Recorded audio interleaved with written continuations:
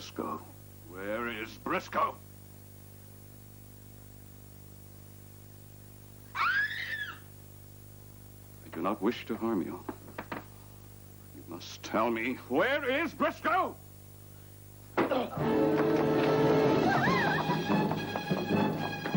She's headed for the highway. Get the car!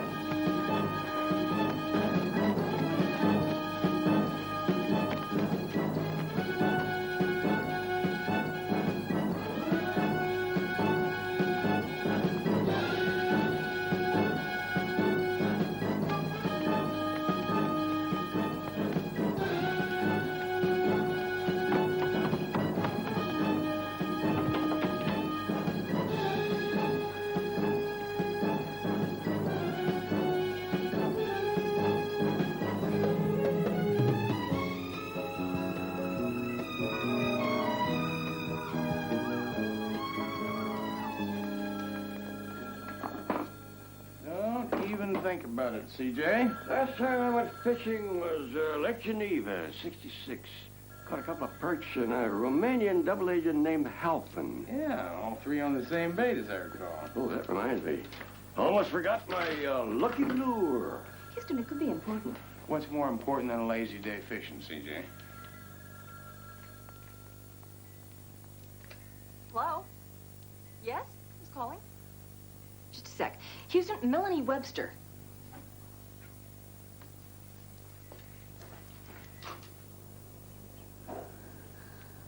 Oh, hurry, Houston. Mel? Houston, you do remember me. Of course, how can I forget? Houston, I'm so frightened. There are two men after me. Slow down. Oh, Houston, they broke into the house. I ran. Well, look, where are you? I'm at a bar on Troutdale Road, just off Yucca Canyon. Look, I'm only 10 minutes away. Now, you just stay put, all right? I can't stay. They've spotted me. There's a shed across the road. I'll meet you there. Hurry. Trouble?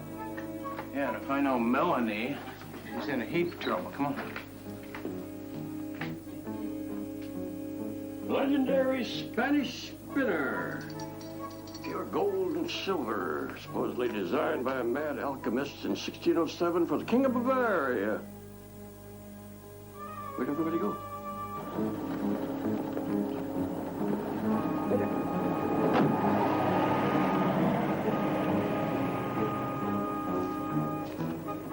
Is this Melanie an old girlfriend of yours? No, an old friend from high school. She was varsity cheerleader, homecoming queen. You know, practically the whole football team had a crush on her. But she had a crush on you. Well, no. Come to think of it, she had a crush on the whole football team. And the basketball team and the baseball team. Houston, Yucca Canyon. Right.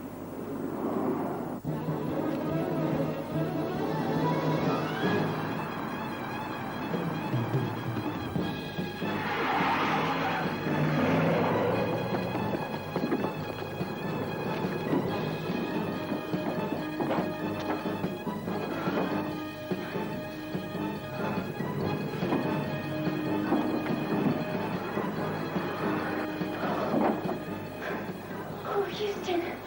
Hurry, please.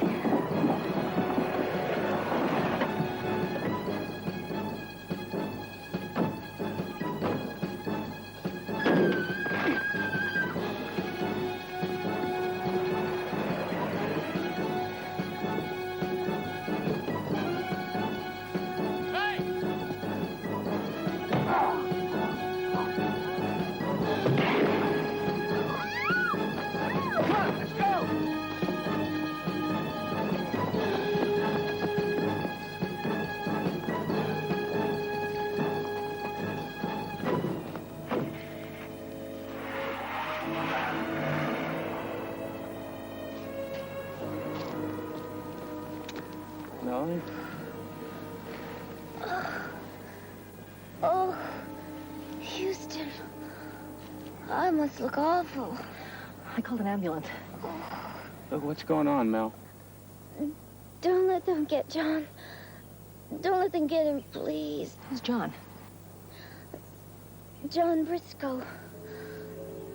My pot of gold at the end of the rainbow.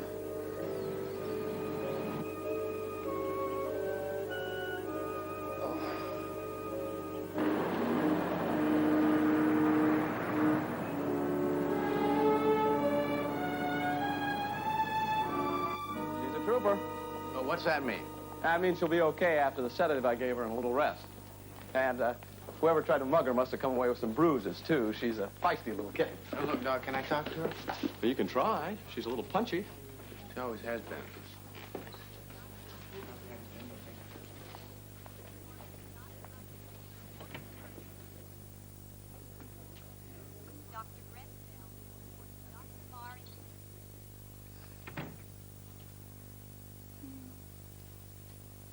My white knight, just like old times.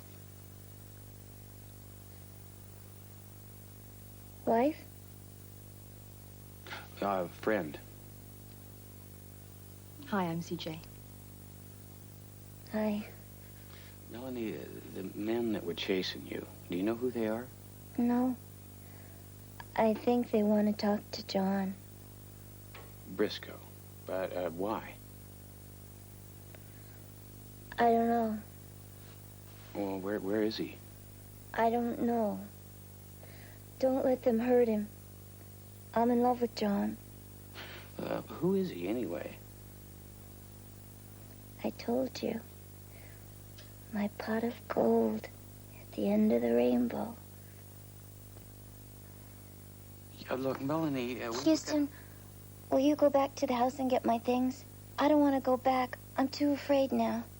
Yeah, I can do that for you. But look, you gotta answer some questions for me. Are you wearing blush? Or are your cheekbones naturally that high? Melanie, if you're in some kind of trouble, we need you to tell us about it so we can get... Houston, remember how in high school everyone thought I was the girl least likely to succeed? Oh, I heard the jokes. When they're handing out brains in heaven, I was getting seconds on body. Well, they were wrong. My ship has finally come in. And John Briscoe is my big chance to be somebody. That's why you've got to promise me that you won't let them hurt him. This could be my last chance. So you've got to promise, please.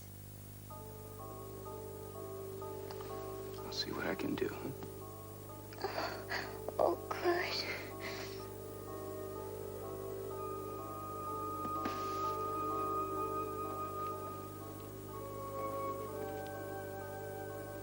Houston, tell me the truth. How many last chances has she really had? More than the state of Nevada.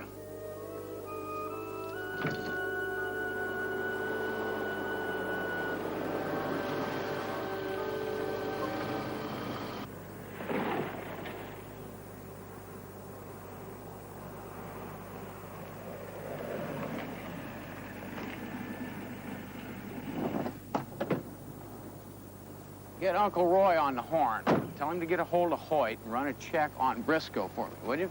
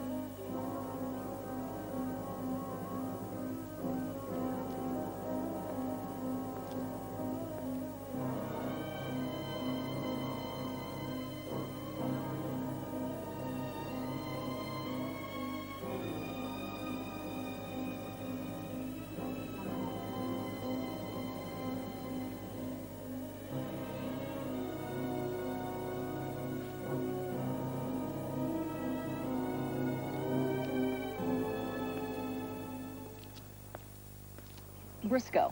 Briscoe. We know he was in Las Vegas until a couple of days ago, and other than that, I don't know what to tell you. Well, I guess one kind of fishing is as good as the next. I'll see what I can find out. Thanks, Uncle Roy. Talk to you later.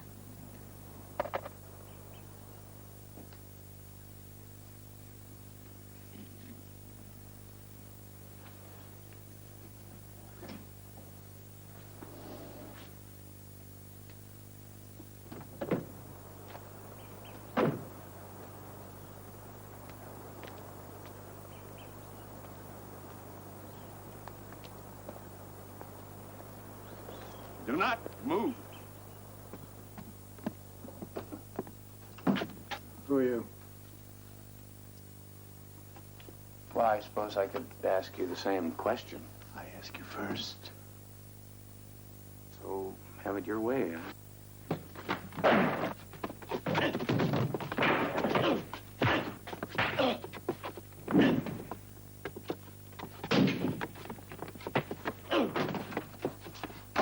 Not a good idea. Who are you? It sounds familiar. I think I just went through this whole routine. I assure you, this is no time for jokes. I'm a friend of Melanie Webster's. I caught him taking those suitcases. Search them. Right. Where's Briscoe? I don't know anybody named Briscoe. I told you I'm a friend of Melanie's. We went to high school together. Do you always go to such extremes to help your friends? If you're referring to the shooting incident this morning, yes, I do. I've never felt that two armed men were a match for an unarmed lady. Nothing here. Search him. What are you and this woman doing here in Briscoe's house? Why don't you just let her go, huh? I'll tell you my whole life story. This is it. Houston, private investigator. And what are you investigating, Mr. Houston? I'm not investigating anything. Now, what's it take to get through to you? I told you I'm a friend of the lady's. I came to pick up her luggage. Get to the point. There is no point. Now, you fellas put her in the hospital. If you get trouble with some Briscoe fellow, that's your problem, not mine. All right. Which hospital? Woodland Memorial.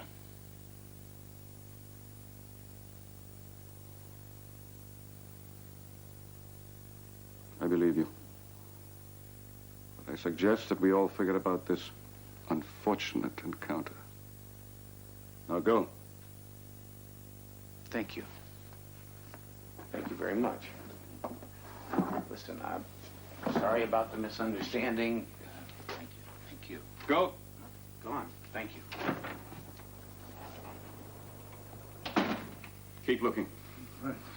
Gonna find that hospital. I'd hate to be around when he finds out you gave him the name of the wrong hospital. Yeah, well, I've got a very bad feeling about Melanie's latest last chance. I mean, all that Oriental art in there, they could start a small museum. Or a very large bank account. Houston, do you think she knows more than she's telling? Well, it's hard to believe. She usually tells more than she knows. In any case, we'll find out real soon.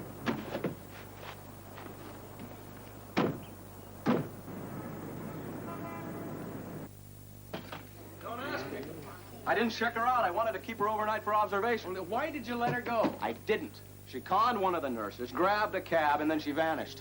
Hey, we can't tie them down, you know. Although sometimes I'd like to. At least the concussion won't kill her.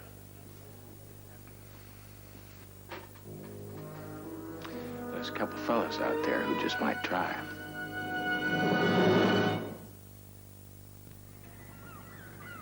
We're going to have to check with the airlines, all the bus departures, train schedule. She could be anywhere by now. Frightening thought. Yeah, I wish she'd just let us know what she's gotten herself into. You've got company.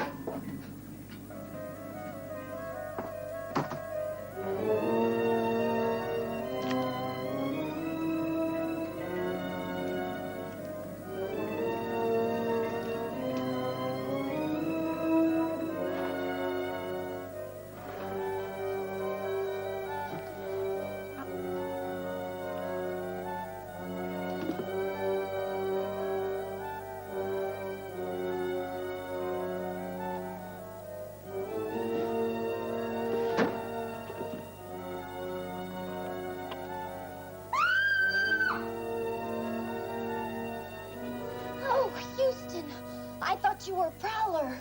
Yeah, well, I was under the same impression. I mean, with... You mean the glass door? I had to break it. I don't have a key. Hi, CJ. You look terrific. Melanie, we were at the hospital looking for you. Oh, I couldn't stay there. I was too afraid they'd find me. Oh, you brought my things. You're a doll. Melanie, I think it's about time that you did some coherent explaining. Oh, boy. The two men that were chasing you, they were at the house that you sent me to. I bet they were. That's why I didn't want to go back and get my things. And when I went to get the car, I didn't dare even look inside the house. Melanie, what do they want? Something that belongs to John. They have no right. It's his. They're trying to take it away from him. They're very greedy. Ah, look at that spot. Who's greedy? What do they want? I don't know. I think you better start at the beginning. Oh, as soon as I get into something else. Okay. I met John Briscoe, about 2 weeks ago in Las Vegas. I was working cocktail waitress. Right away, I could tell he was class material. He treated me like a real lady. Best restaurants, classiest clubs. Did he say what business he was in? Import. Import? That's what Johnny said. Import. Or was it export? Briscoe brought you to L.A., right? He loves me. More important, he respects me. He said he wanted me to come here with him and help him take care of this business. And then he's going to marry me and take me on a honeymoon to Tahiti. I know what you're thinking, but this time it's the real thing, Matt Houston. My Prince Charming has finally showed up. What'd he ask you to do? I'm supposed to go to an auction at the U.S. Customs Impound, Port of L.A., and then I'm supposed to buy one of the things they're selling. But I promised I wouldn't tell which number it is. And then I'm supposed to go to Las Vegas, and he's going to come and meet me. Melanie, why doesn't Mr. Briscoe go pick up whatever it is himself? Because those men are after him. He said to me, Melanie, you are the key to my whole plan. And then he said he loved me, and he left. Where'd he go, Mel? Away.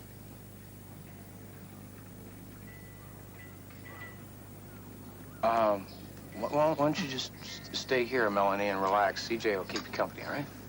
Where are you going? I'm gonna try and sort this whole thing out. Have you done something with your hair?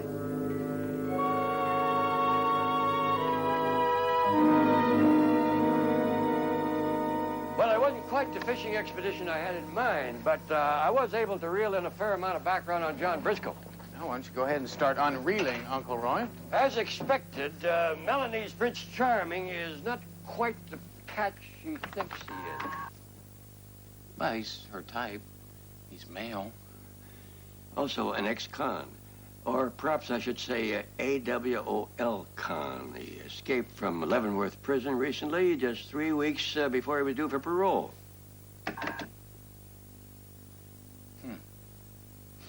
Very interesting. It says here, John T. Briscoe, 35 years old. He was a former supply officer in Saigon.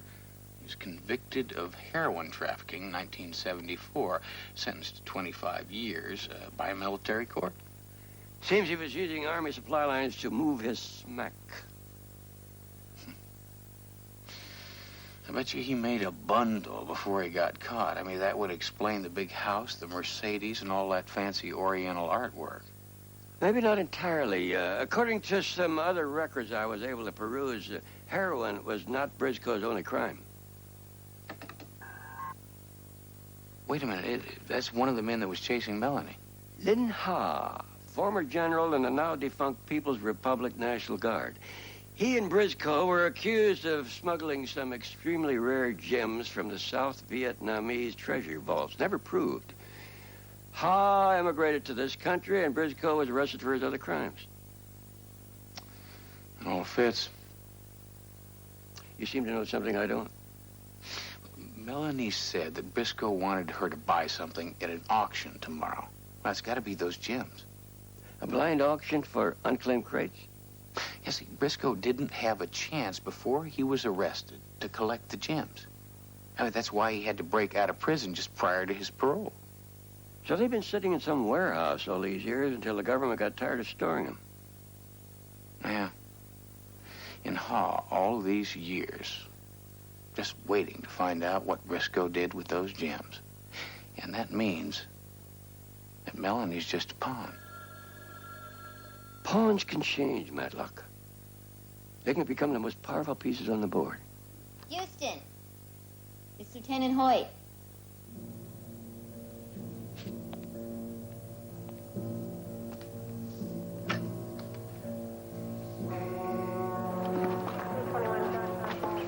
A couple of hikers saw the accident. Station wagon went over the cliff, exploded on impact. We found a body in the back, under the fold-down seats. Car was stolen in Vegas 3 days ago. Sure it's Briscoe? Found the wallet. Pretty charred. It's him, all right. Our sources tell us that he had a girlfriend with him. Pretty blonde girl. You wouldn't know her. Should I? Don't get cute, P.I. Your Uncle Roy called. He wanted to know if Briscoe had a record. How much do you know? Less than I'd like to, Hoyt.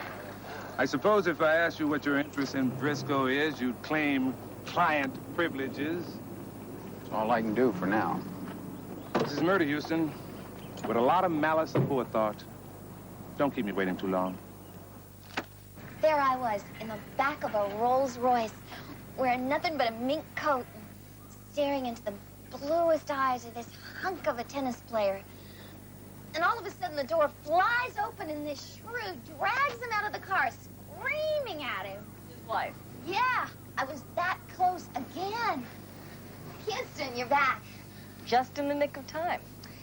Excuse me, I think I have a rendezvous with an aspirin. You're not leaving. I'll be at home if you need me. So thank you very much.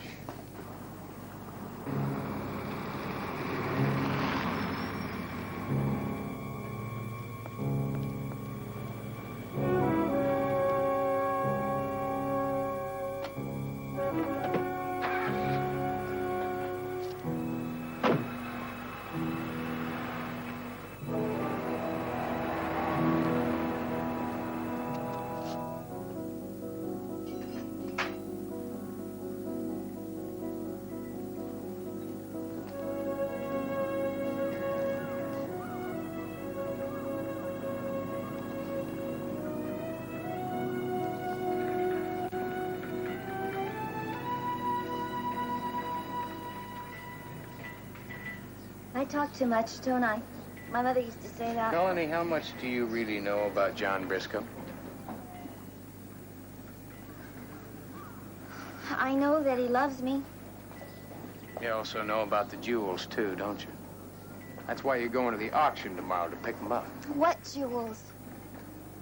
Melanie, you are digging yourself a very deep hole. John Briscoe is an escaped convict. He's a drug smuggler. He told me that people would make up terrible stories about him, but that I shouldn't believe any of them. Houston, he loves me. He wants to take me away. Do you know how long I've been waiting for a man like that?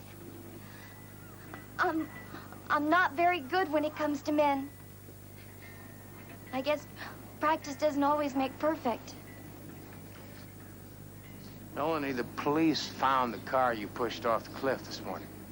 But they weren't supposed to until...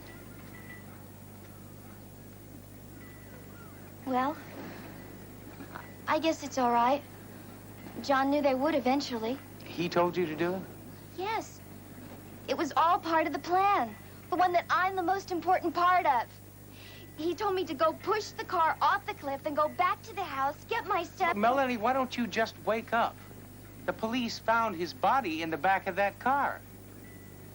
But there was no body. Oh, God. Oh, no. No, I didn't... The police think that you killed him, Melanie. Me? Why would I want to do anything to hurt John? Maybe for the jewels, huh? I never cared about the jewel. I loved him. I mean, I love him.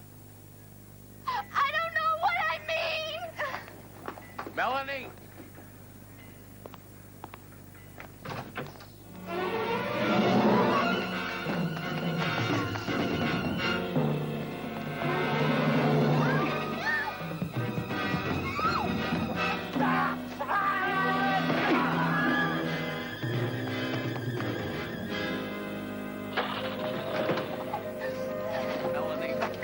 Just leave me alone. Look, I believe what you're telling me is the truth, but I think I know who's behind all this. Now, you gotta trust me. I'm through trusting men. Oh, I'm gonna get my purse.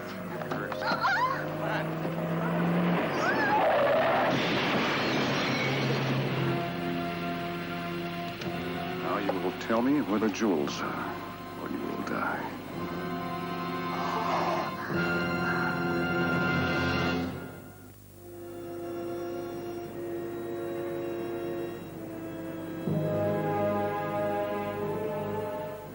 I'm not going to tell them about the auction. I suppose you want to be shipped out of here as a party favor? I promised John I wouldn't tell anyone about it. Told me about it. That's different. You're one of the good guys. Oh, Melanie. Come on, this is not a Western. Nobody's going to ride in here on a white horse and whisk you off to safety. Especially not John Briscoe. You don't have to remind me, Houston. I know he's dead. You're not listening to me. Read my lips. John Briscoe is very much alive. What are you talking about? You are being used. I don't think I want to hear this. Look, you said it yourself. Now, John Briscoe had a plan. You're a part of that plan. Tell me the truth. Now, if you were John Briscoe, would you trust Melanie to not talk about it at all? Yes. No, Melanie. Don't you understand? You are a decoy. Everyone's following you around. They think he killed John Briscoe to collect the jewels. That leaves him free to do whatever he wants to. Melanie, please, tell him where the jewels are. Let's go.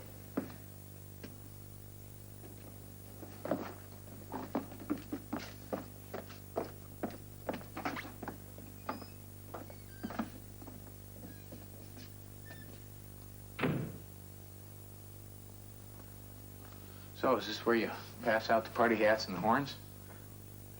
I expect soon to have a going out of business sale. Why? I think this place is kind of nice. Nice. This nice? Spend my days blowing up balloons for screaming brats. All because your boyfriend cheated me out of a fortune. Yeah, a fortune that you made off innocent people. I was an important man in Saigon, Mr. Houston. I earned it. Besides, there was no innocence there. It was every man for himself. What are you going to do to us? It all depends on what you tell us about where the jewels are. We're not telling you anything. That's extremely foolish. All right, look. Briscoe shipped the jewels over in a crate. Now they're going to be sold at a blind government auction. When? Tomorrow morning. Which item number? I don't know that. I don't think that's the answer Mr. Ha had in mind. Well, it's the only one I've got.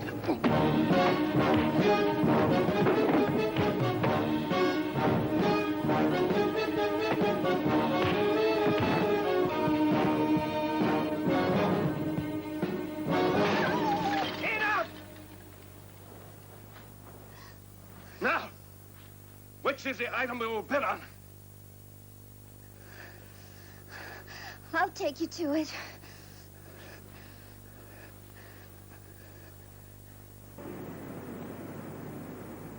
I'm telling you, Matt is in trouble.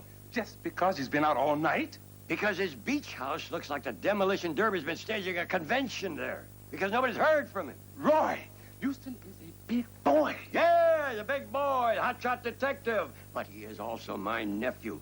I changed his diapers. I watched him grow up with my boy. And right now, I'm scared as hell.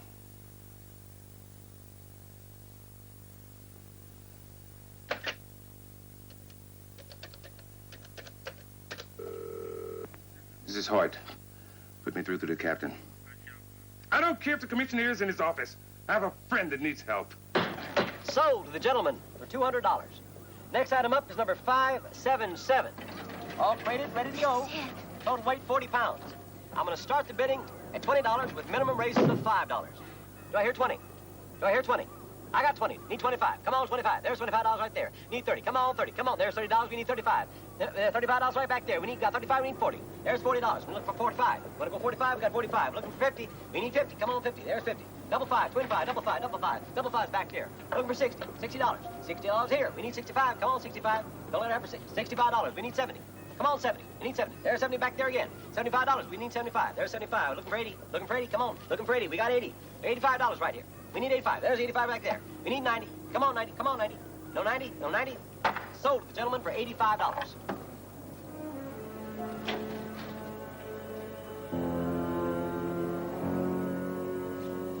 Open it here. Thank you.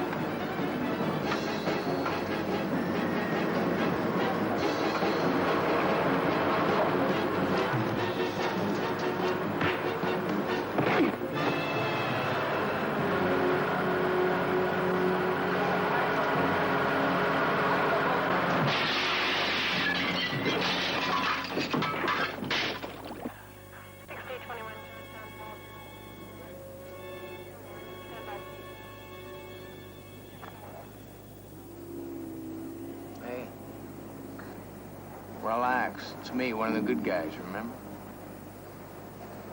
You knew the jewels wouldn't be here. It was all part of Briscoe's plan. He was just using you as a decoy for Ha, so Briscoe could go and collect the jewels for himself. You have to find John. I plan to. You just relax, all right? Fellas, take it easy. TJ, I want you to get a hold of Hoyt and tell him to meet me at Briscoe's house. What do you hope to find there? The jewels and a dead man who's very much alive.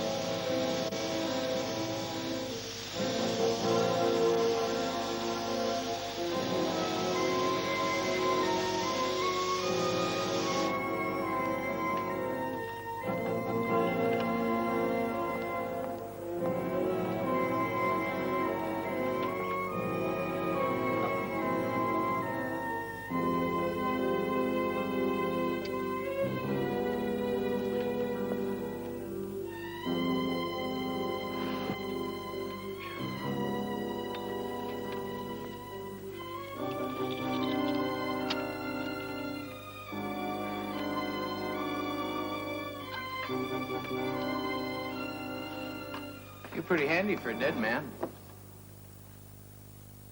That Houston? Well, it appears that everything Melanie told me about you is true. She also tell you how I feel about sleazy con men who mess up other people's lives? You know, somehow that never came up.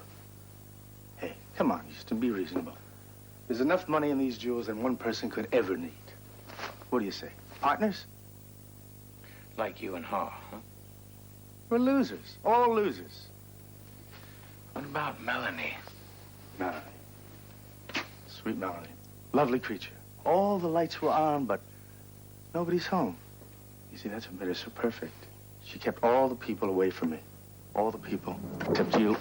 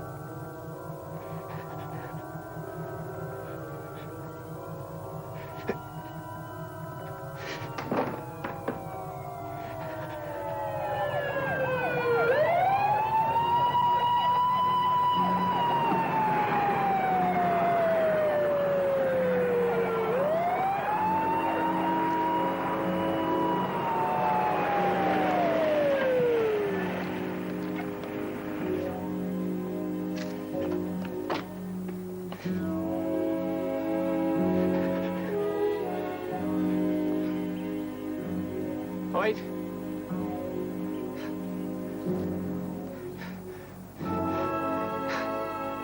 Good to see you.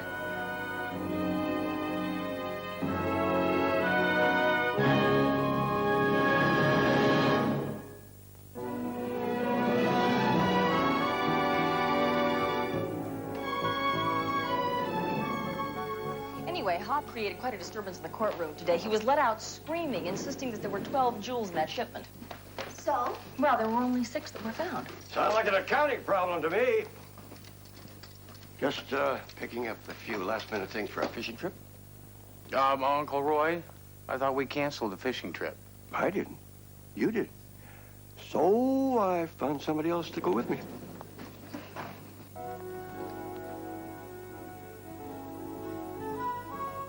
Oh, Roy. Coming, dear. She has her own boat. I told you it was my lucky lure. Yeah.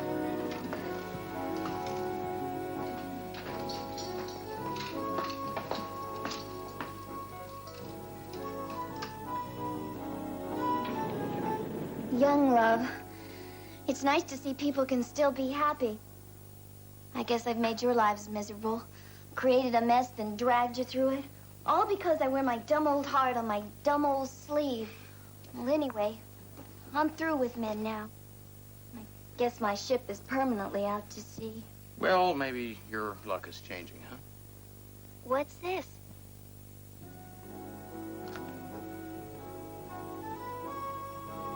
Oh, Houston, you shouldn't have. You can say that again. Well, you earned it, really. Does this mean we're engaged?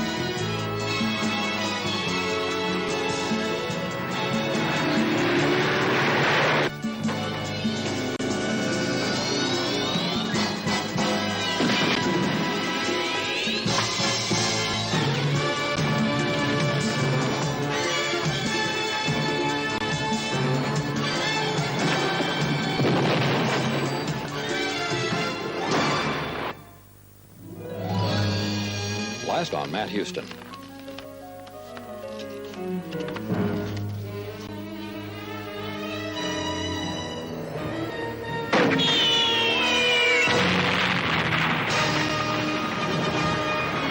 Airbar choppers, I'm gonna get some help, all right? Just save yourself. It's an order, Matt.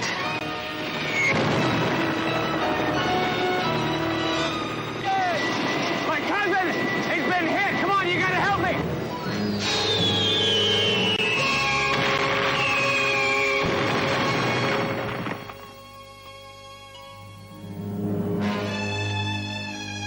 My God, he's alive. I think she's talking about Dinh Tao province, which is right here, just across the Vietnamese border in Cambodia. There are still over 2,000 American soldiers missing in Southeast Asia. There's nothing that we can do. There's something I can do. Find him.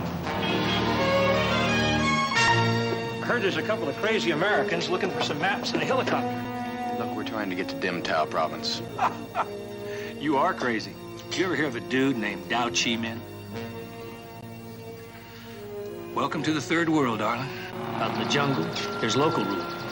Warlords whose ancestors have owned the territories for centuries. Warlords like Dao Chi. And he owns Dinh Tao province. Has his own private army in there. Lives like a prince and controls all the opium that comes out of the region. Hey, and there's the warlord himself. We'll get Will out of here, Houston. If he's still alive.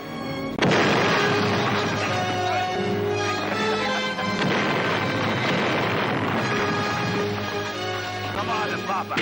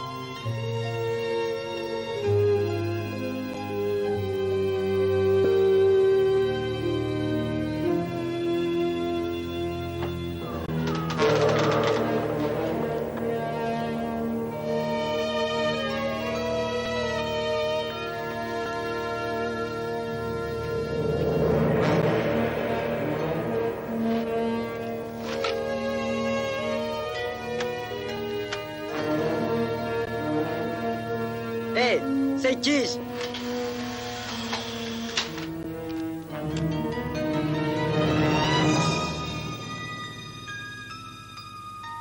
He does not look as though he's worth millions of American dollars. Looks can be deceiving. Yes, you, for example, don't look like the kind of man who would sell out a friend to save his own skin. Houston's not my friend. He's just somebody that hired me to do a job. Job you have not yet finished. I got a better offer. Indeed. If this man draws the prize as you promise, I will give you your life and the $1 million as we have agreed. What about Houston's cousin? William, he is still mine. He will always be mine. I need his knowledge to keep my equipment running. I've moved him to prevent from further incidents. Naturally, should your scheme fail, I will have you killed.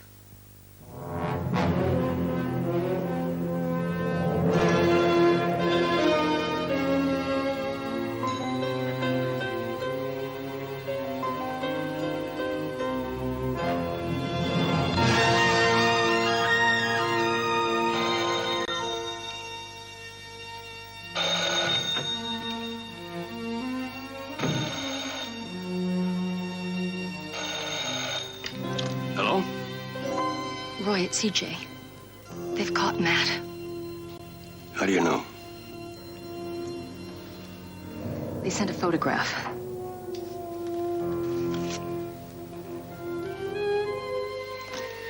They're holding him. And they say that they want $10 million in the next 48 hours. Or they're going to execute him.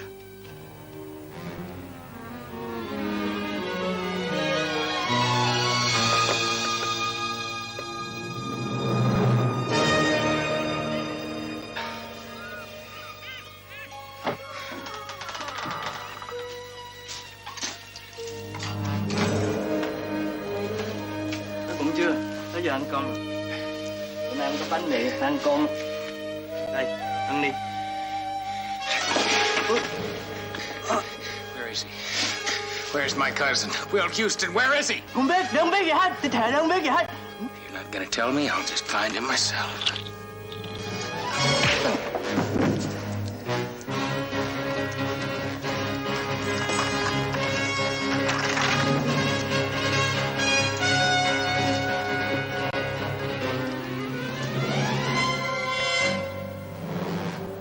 Can't let you do it.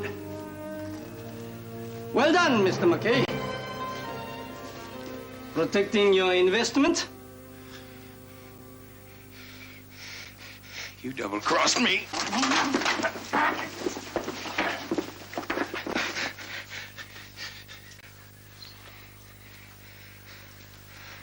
In case you've forgotten,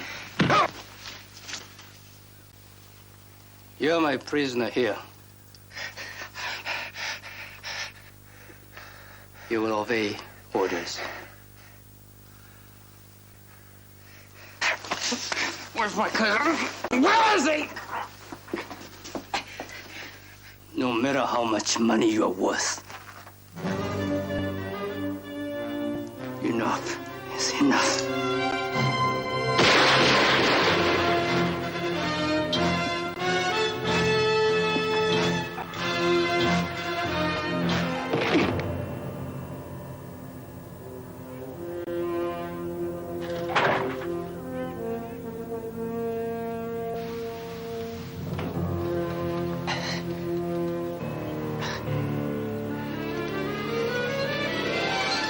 Looks like the Texas Terriers are in real trouble this time, huh, cuz?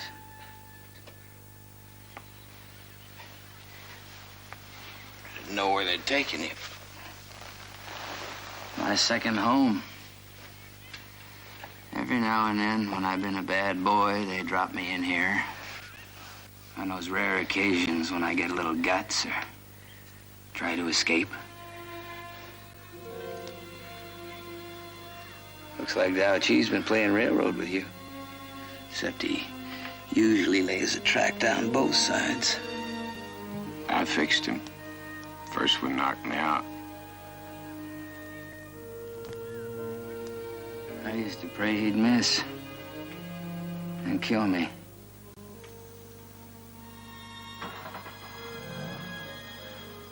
You know, I thought you died in that explosion 12 years ago.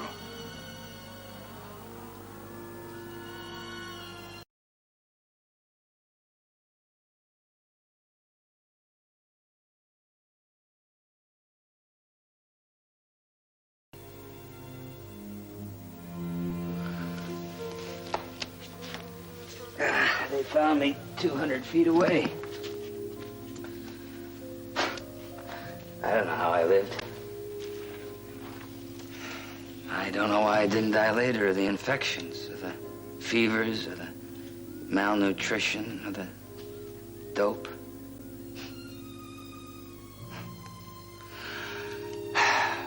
They put me in a government prison for a while with a lot of other Americans. And then they told us the war was over. I couldn't believe that my country would pull out while I was still a POW. None of us could. So, then I was sold to this warlord, Dow Chi. He needed someone to fix his toys, and his favorites are his helicopter and his TV dish. And both of them are always breaking down, so they told him that I could keep them running good, like a nice little slave, if if he kept me in opium.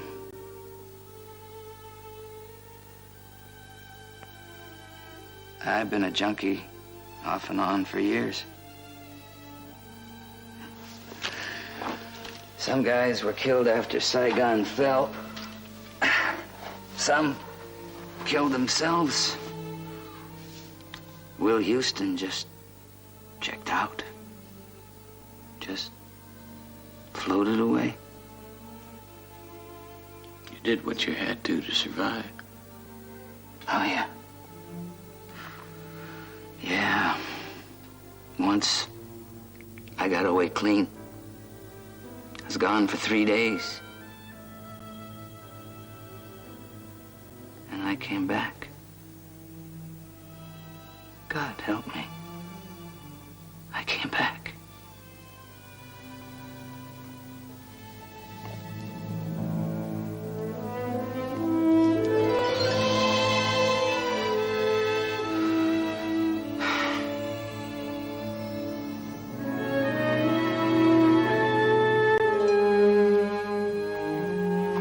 $10 million. Yeah, if we could just get it to Bangkok on time.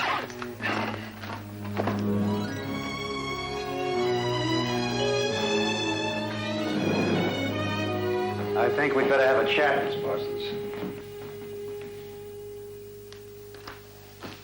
Is tomorrow soon enough? We warned Mr. Houston that if he went over there, he'd be on his own. All right, police department. Miss Parsons is in my custody. Save it. You're out of your jurisdiction. And you're out of your league.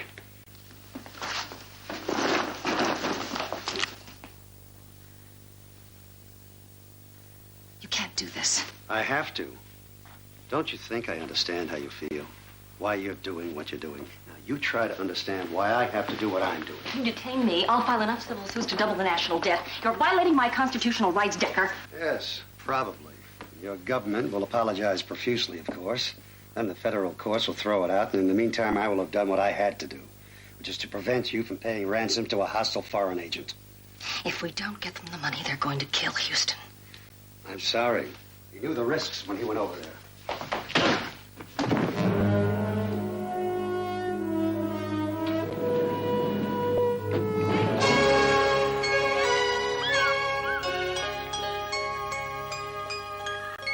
My folks still alive?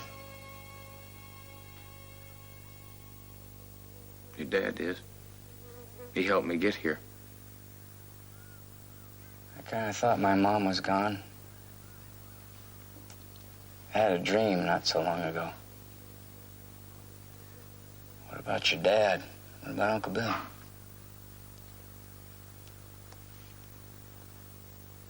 I lost him a year ago.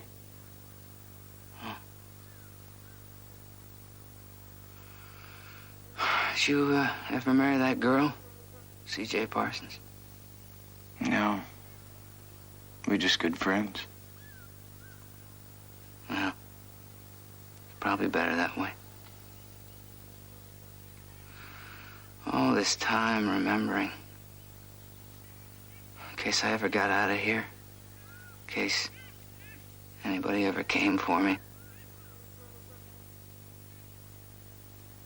Wondering what was going on in the world and knowing I might never find out.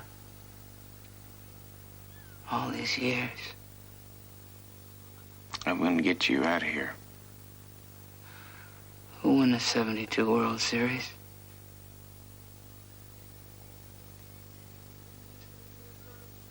Oakland. Damn. I had $20 on the Reds.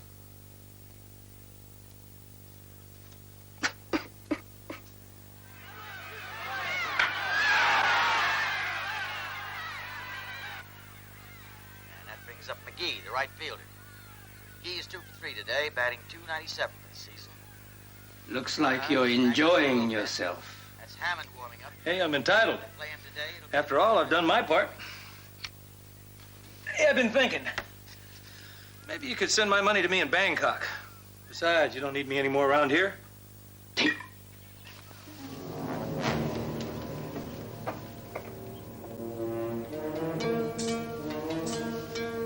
Your friends think you are a traitor. Yeah, well, c'est la vie. Like I said, I think I'm gonna be making my exit. How do you plan on leaving? In my chopper? Your helicopter is already in Bangkok. I'm sure I'll get a good price for it.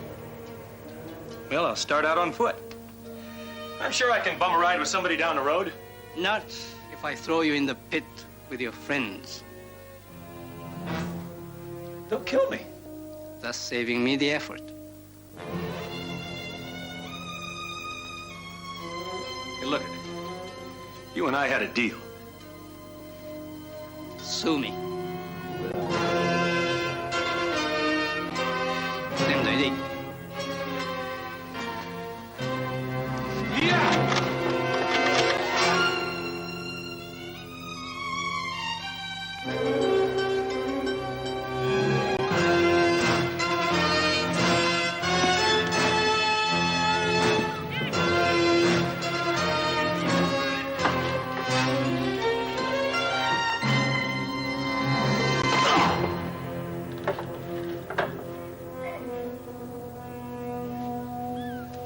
Make yourself at home.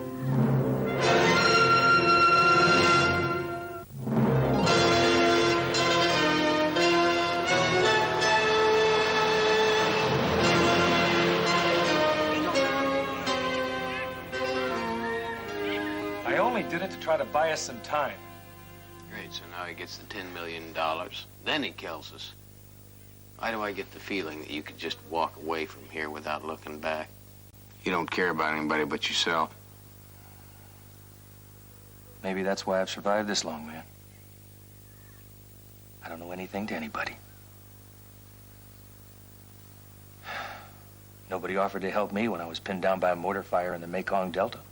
That was a long time ago. It's long gone. Not for me, it isn't. 4 Purple Hearts and a Silver Star.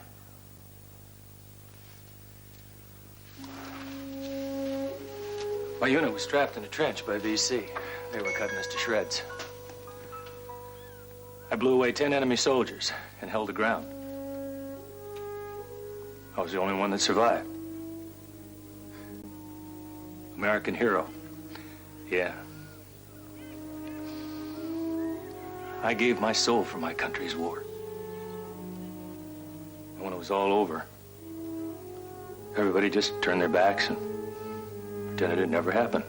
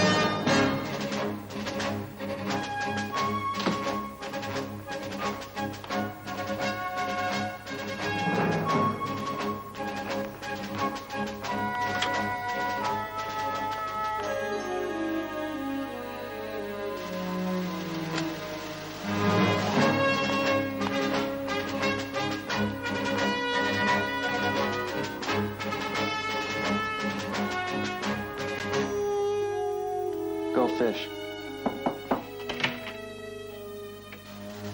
I just saw Mr. Decker in the hallway.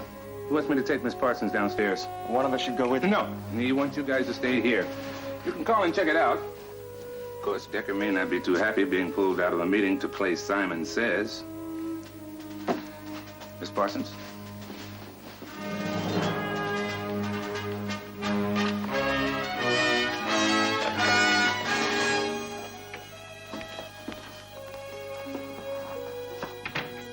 That was too easy. You take it when you can get it.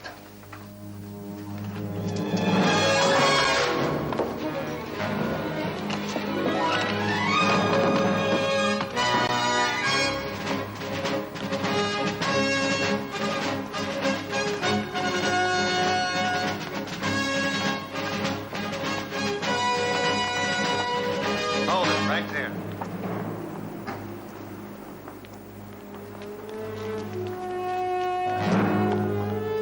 I admire your persistence, Miss Parsons. Realize this is liable to get you a supervisory job in traffic division? It was worth the risk. Perhaps. Decker, please. If we can get this money to Bangkok, we might be able to save a life. What is so wrong with that? Nothing. In fact, it's very noble. Unfortunately, nobility doesn't fall within the province of my office.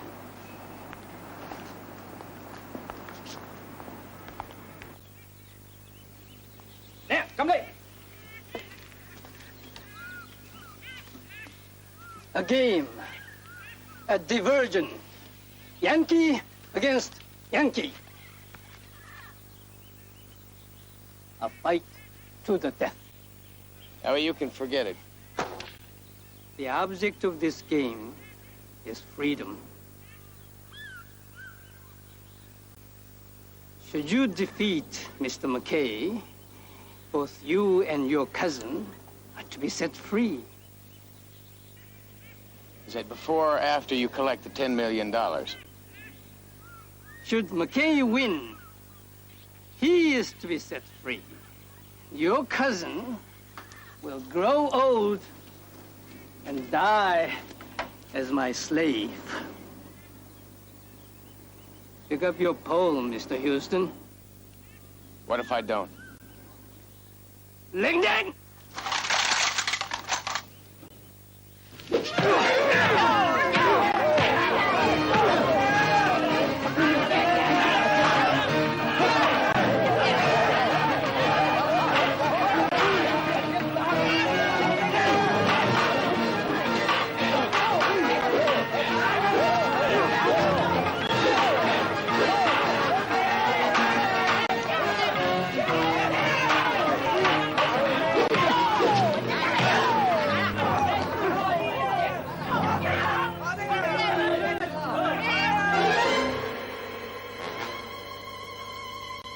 Kill him.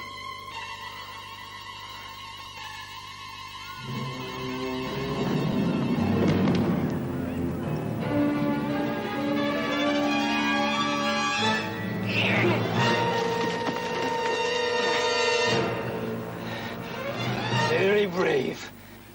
Now pray that your people in America send the $10 million. Soon you'll be begging me to let you die.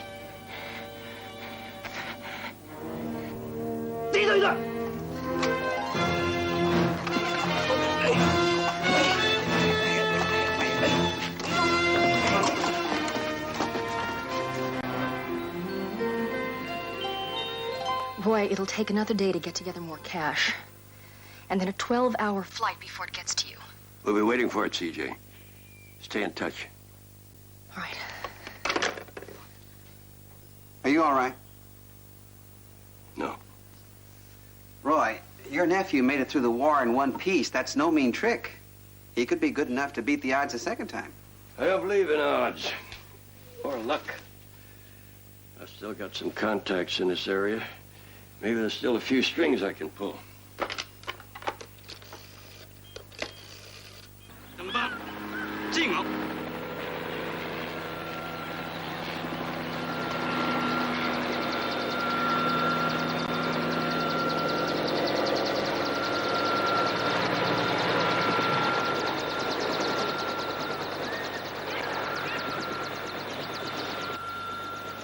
冇俾錢啊！我響電話，好衰啊！真係啊，冇乜嘢啊！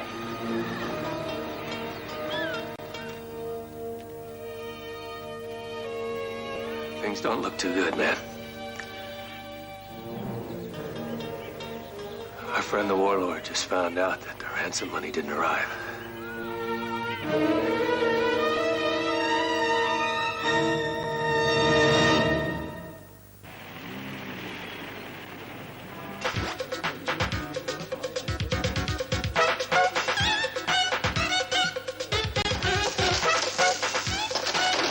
This guy a friend of yours from your days with the company?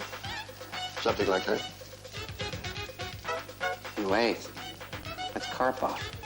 He's a Russian. If both sides didn't get together and exchange notes now and again, this world would have been blown to cinders a long time ago. Mr. Stevens, have a drink.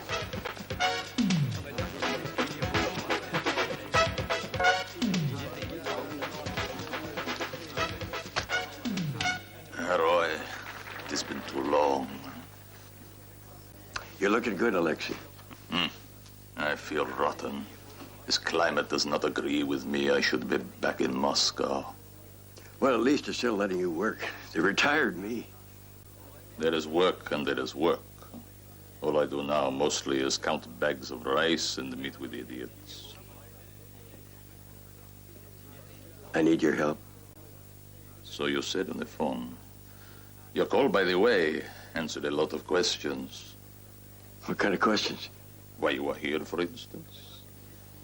You don't think the presence of Roy Houston in Bangkok did not raise a lot of eyebrows in the Kremlin?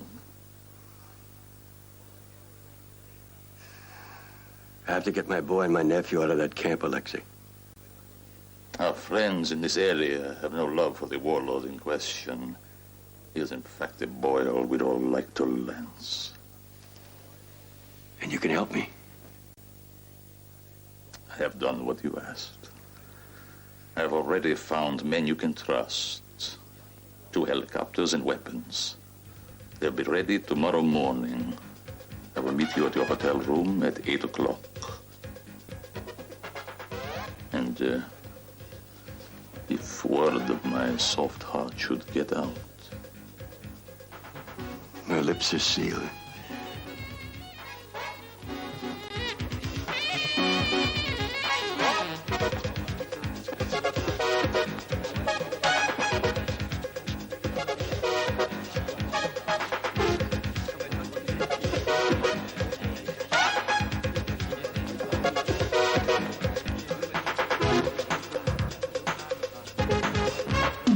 Keep practicing.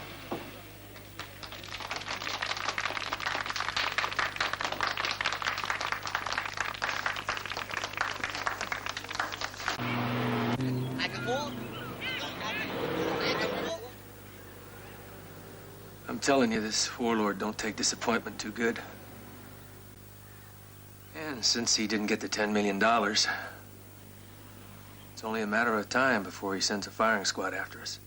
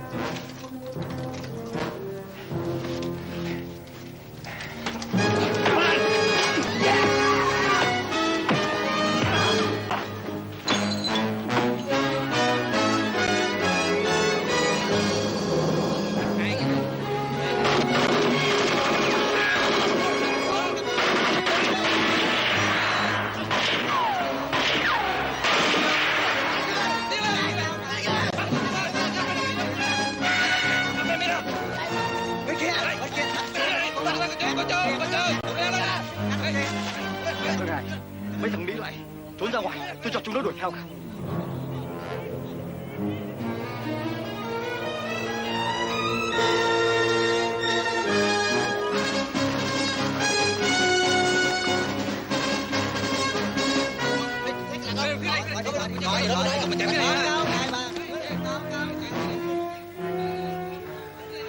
now, guys? We're gonna go out the same way we came in.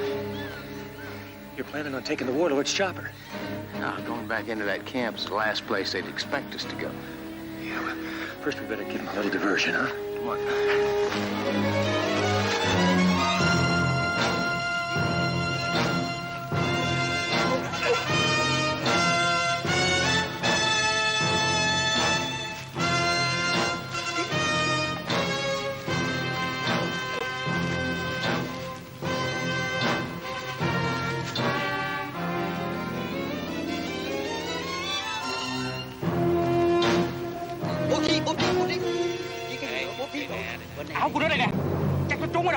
They're hooked. Let's just hope they know we're headed this way.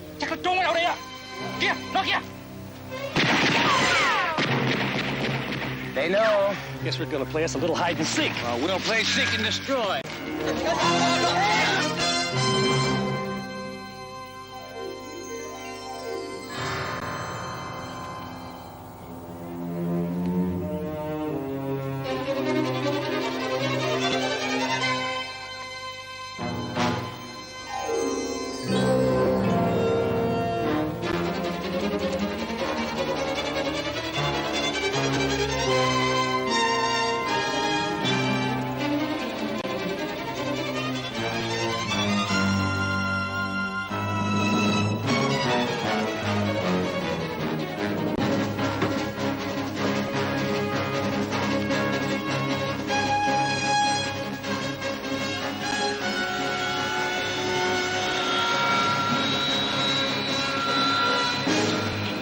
Somewhere, William?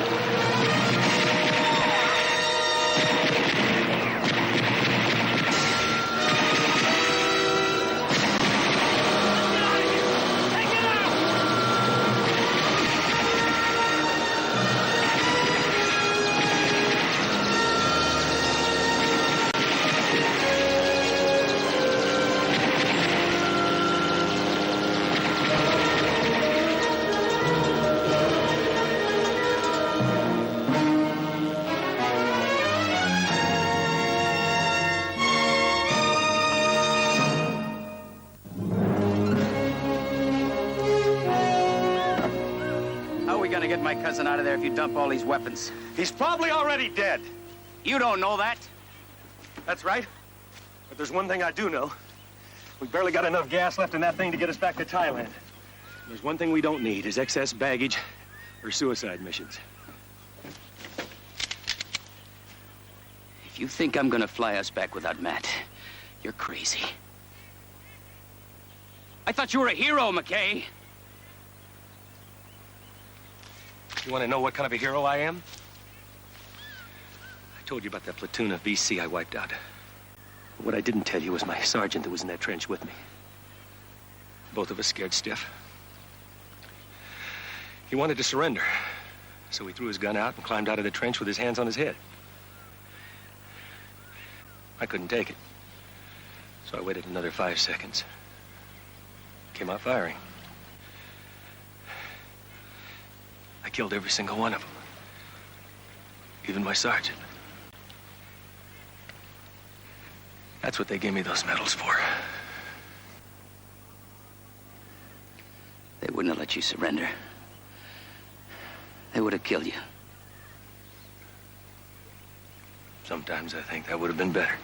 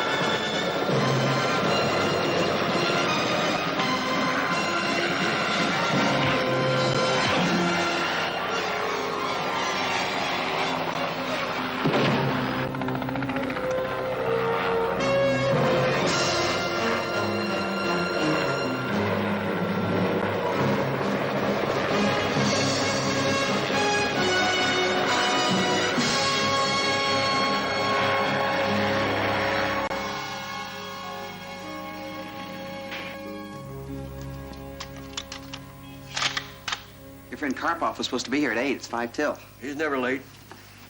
Well, I'll get this out to the truck.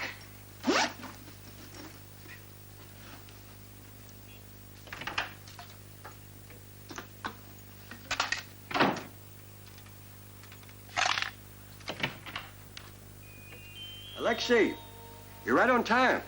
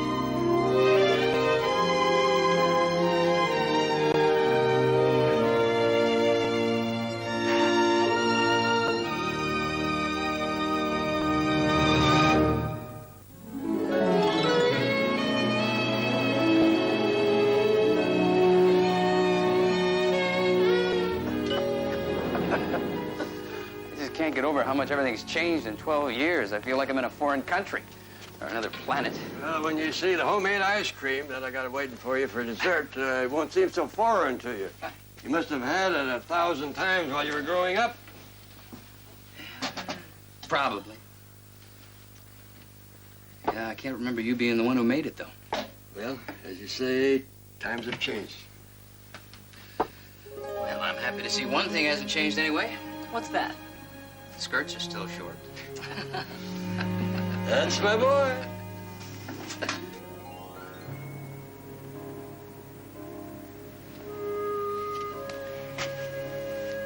You call your folks? I tried earlier. I dialed a number and my dad answered. I didn't have the nerve. I hung up.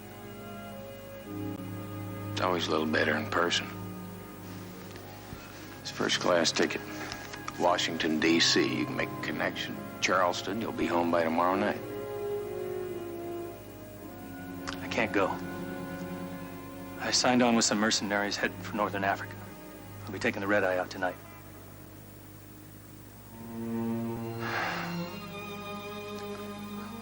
What am I going to do in this country, Matt? Coat and tie? Desk job? Some people can live like that. Yeah, I know. But not me.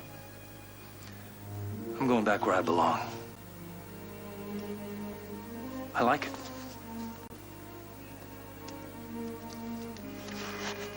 I'll call you folks. Hey.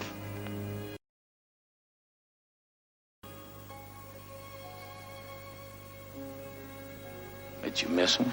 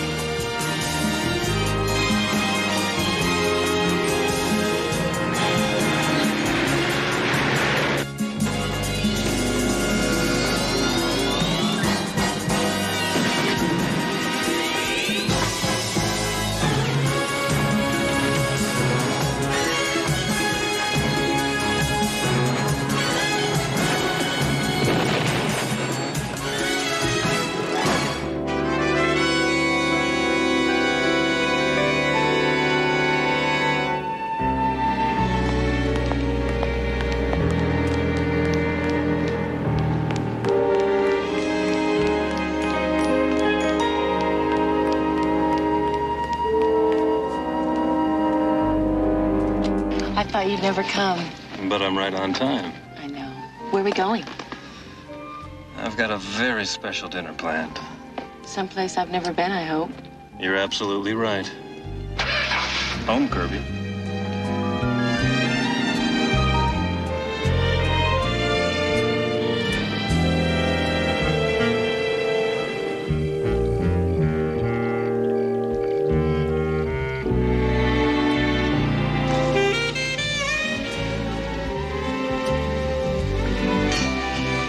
I hope you don't have to do the dishes yourself. No, I gave the staff the night off. They'll be back tomorrow. Fletcher, I've had a wonderful time. It doesn't have to end, you know. This working girl has got a 7 o'clock call. I was thinking of a midnight swim. But the photographers, they'll get mad. A little more champagne, a little more caviar.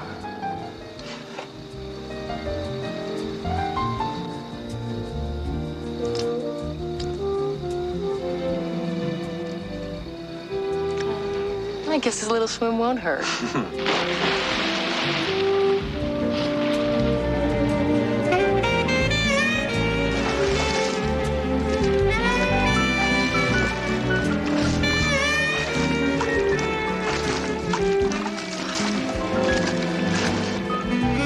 Aren't you coming in? In a minute.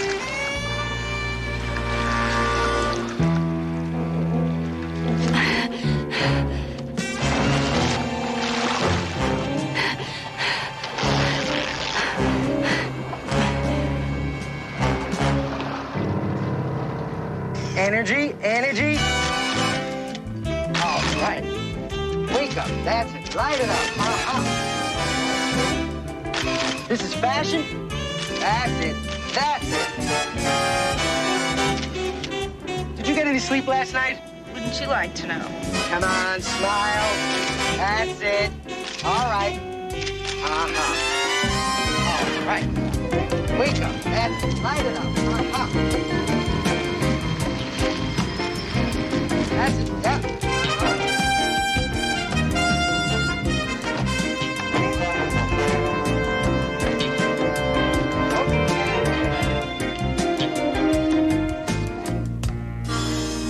You didn't tell me you knew Kathleen Collins. Well, I didn't think it was important. She was one of the top model agencies in the country. She represents scores of gorgeous women. So? All right. Well, you might arrange an introduction or two. Introduction? Come on, Uncle Roy. All these women are in their early 20s. I noticed. Yes, things are going well. But tomorrow, please send me 2 brunettes. Yeah, you've had it. Kathleen? With blondes. I'll talk to you later. Houston, thanks for coming. Boy. This is my uncle, Roy Houston. Heard a lot about you. And I've heard a lot about Matt Houston. A private detective, right? Right. Matt, Roy, this is Fletcher Haywood. We're shooting his spring sportswear catalog. Fletcher, if you'll excuse us. Sure.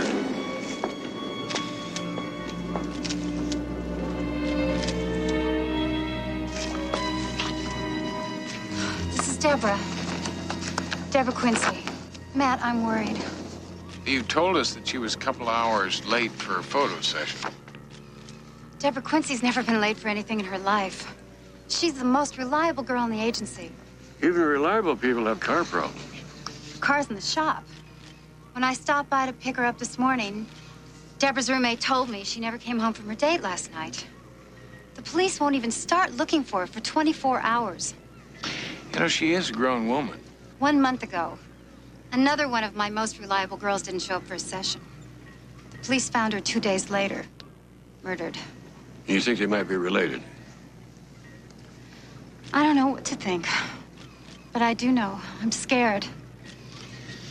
Look, we'll need Deborah's address, name of her roommate, and also the name of the dead model. Right away.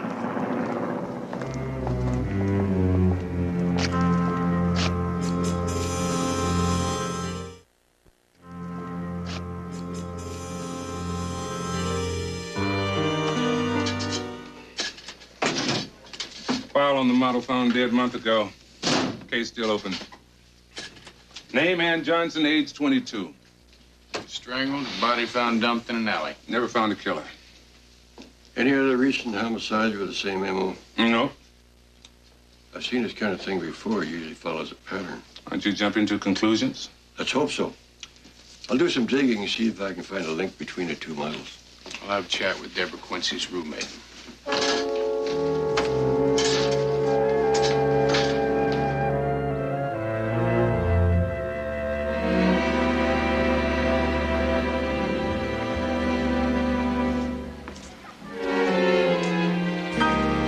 Really stinks, you know? I mean, modeling is such a cutthroat business. Most models will do anything to get a job. I've heard that. Some girls go to a plastic surgeon and get overalled from top to bottom, if you know what I mean. Me, I never believed in that. I'm into natural things. Look, about Deborah. Well, Deborah was so excited. She was talking about this new guy she met. Like it was John Travolta, Michael Jackson, and Boy George all rolled up into one. Does this guy have a name? Well, of course he's got a name. Everybody's got a name. But she wouldn't tell me. Big secret, she said. Did she say where he was going to take her?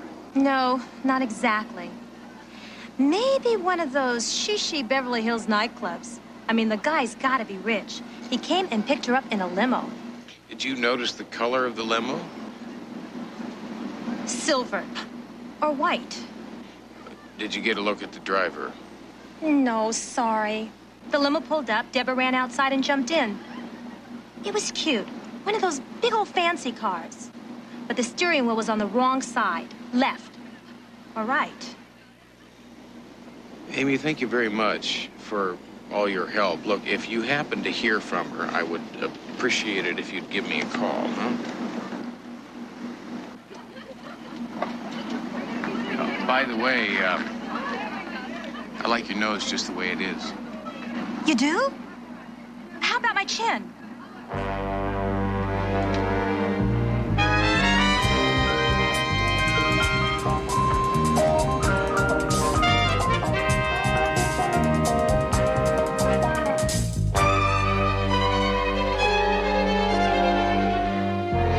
These are the last advertisements Deborah Quincy made. She did a lot of commercials and magazine ads. Ann Johnson, the model found strangled a month ago, also did a lot of commercials and print ads. And let me guess, not the only thing the two have in common. Yes, that will be fine. From hairdressers to clothing stores, they work for a lot of the same photographers and were hired by a lot of the same companies. So this time it's a case of too many common denominators. Houston, I have a call into the DMV to see if they can track down the name of limo companies that are licensed to use foreign or antique cars. It's worth a shot. Houston, Lieutenant Hoyt, line 3.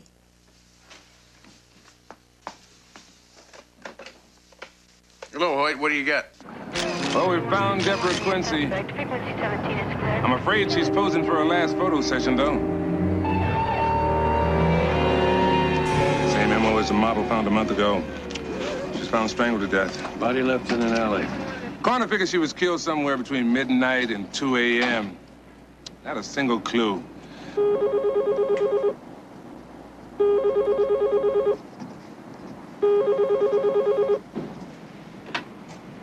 Houston. I've located a small limo company that uses right-hand drive Rolls Royces. Wessex Limos Limited.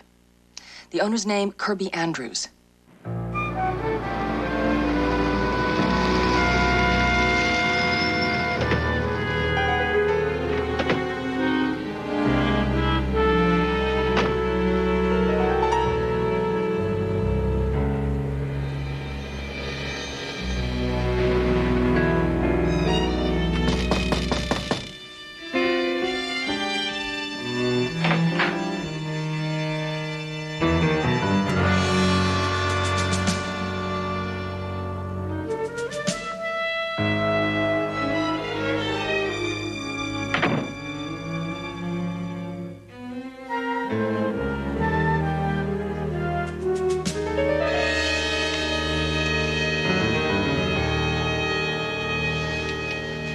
Death toll is now 3. Better call Hoyt.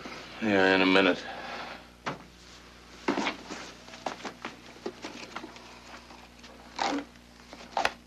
Houston. Yesterday's appointment page torn out. There's no way of finding the name of last night's client. That's what the killer's hoping. Credit card receipts. Check for last night. Already doing it, boy.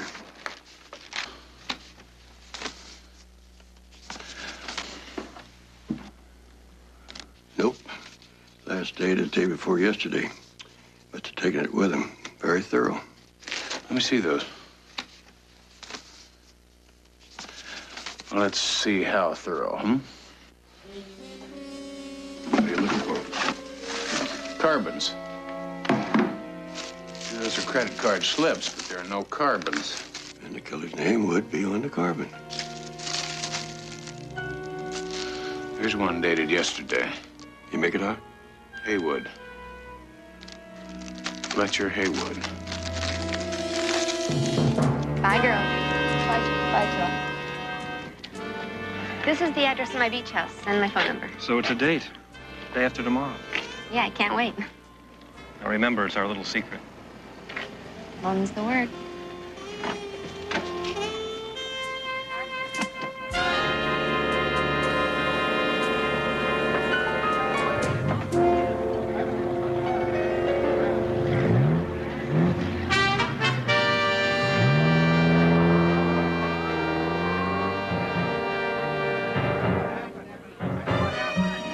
Mr. Haywood?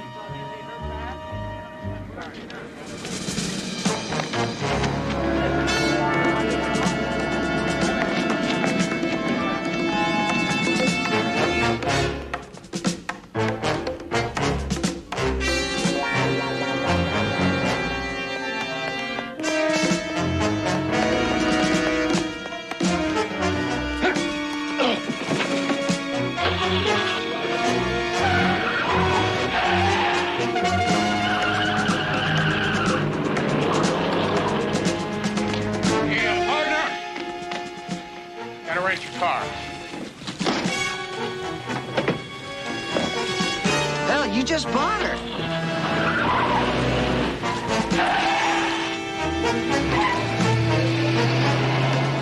Hey, watch those brakes!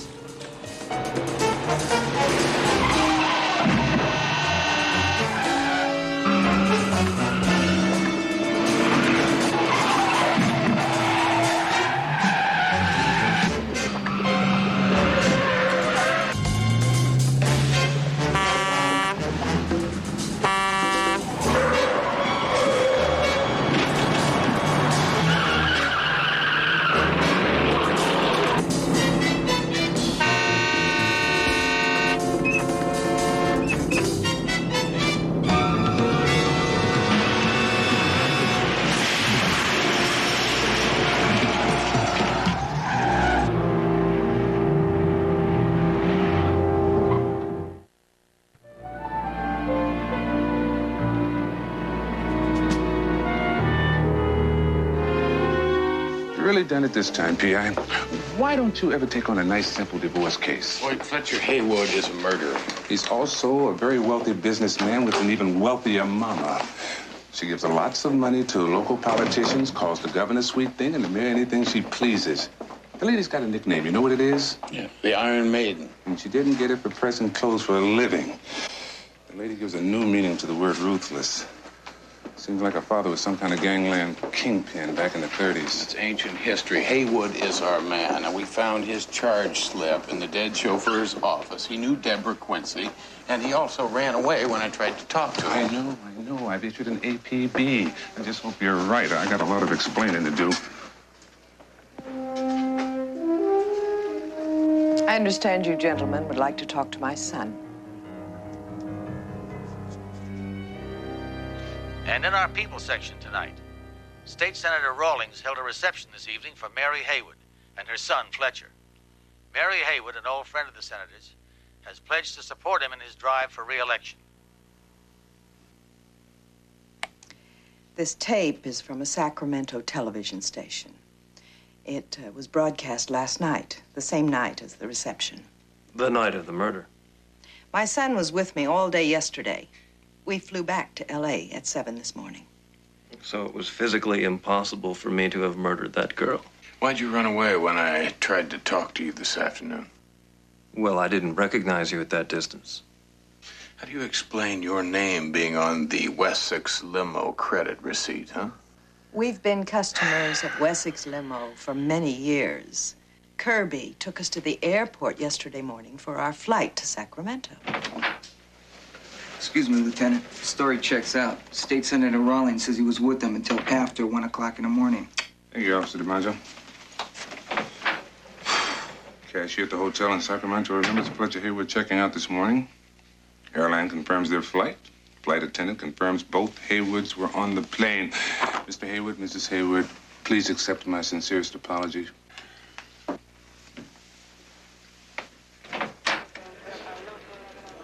Good evening, gentlemen. Fletcher Haywood is guilty. Then explain that. I can't. Or the eyewitness testimony of the state senator, the cashier, airline flight attendant. I can't. Well, I can't. You were wrong, Houston. It happens. Even to you.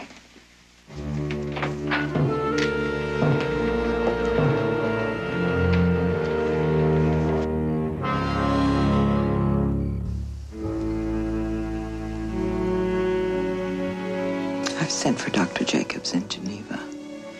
I shall leave it up to him to decide whether you can stay here with us or if you must go back. It was an accident, Mother. I tried not to lose control. Sometimes I can't help myself. I know that now. The doctor said you were cured. I thought I could control you here. I won't go back, Mother. They're only tramps. Even you have to admit they're trash. Posing for these pictures wearing practically nothing.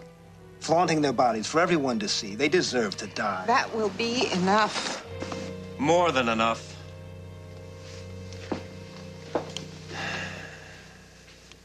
You promised us after the 3 in San Francisco that you'd cease and desist. I've really tried. Mother's been worried sick about you, Jason. We've been trying to find you for 3 days. It's turned out okay. Nobody knows. Only because, by the grace of God, Mother and I were in Sacramento last night to give you another alibi. Or should I say, give myself an alibi?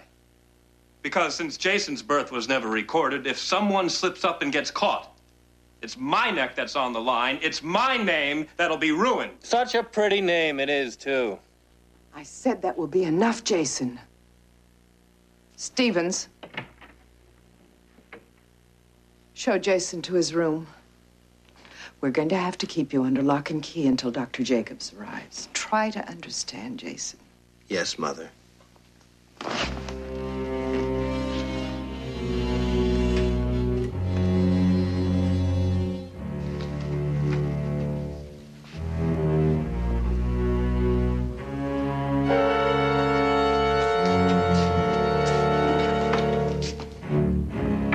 We've got to turn him over to the police before this goes any further. You know I can't have Jason or this family's name dragged through the courts and the press. It's my name that's on the line, Mother. He's my son. And he's your brother, and I want him here with me. Maybe it's wrong, but he's been away from this family long enough. Fletcher, we owe him something. It isn't his fault. He was born sick and then denied by his own father when the doctor said he would never be normal. Your father forced me to pretend he'd never been born and then sent him away to that horrible clinic. At least he was under control there, Mother. At least he couldn't hurt anybody. Once Dr. Jacobs arrives, everything will be fine. If he says Jason has to go back, he will. What about Houston? Well, he has quite a reputation. He's a man who doesn't give up without a fight. Fortunately, he has nothing to fight with. I'll have Stevens keep an eye on him just in case. Good night.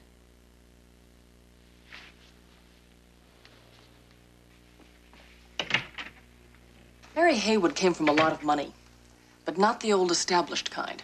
They make him an offer they can't refuse kind. Her father was a mobster. Name? Frank Finney. His only child, Mary, married out of the family to a clothing manufacturer. From all reports, it was a good marriage, producing one child, Fletcher. When her husband died, she took over the family business. With a vengeance. Word is she's not above using some of her father's contacts to get her way. Now, this is where it gets interesting. The Haywood corporate headquarters were in San Francisco until 3 years ago when they moved everything to Los Angeles. Something else happened in San Francisco 3 years ago, the CoverGirl murders. I remember that. There were 3 models killed over a 6-week period of time, then it suddenly stopped. The killer was never found. 1 week later, Mary and Fletcher Haywood moved to L.A. Need a plane ticket for first thing in the morning. 6:30 early enough? Also need the name of the cop who was in charge of the CoverGirl investigation. I'm already taking care of it, boy. His name is Tony Gwynn. He was forced to retire after it came up empty on the murders. There's some background material.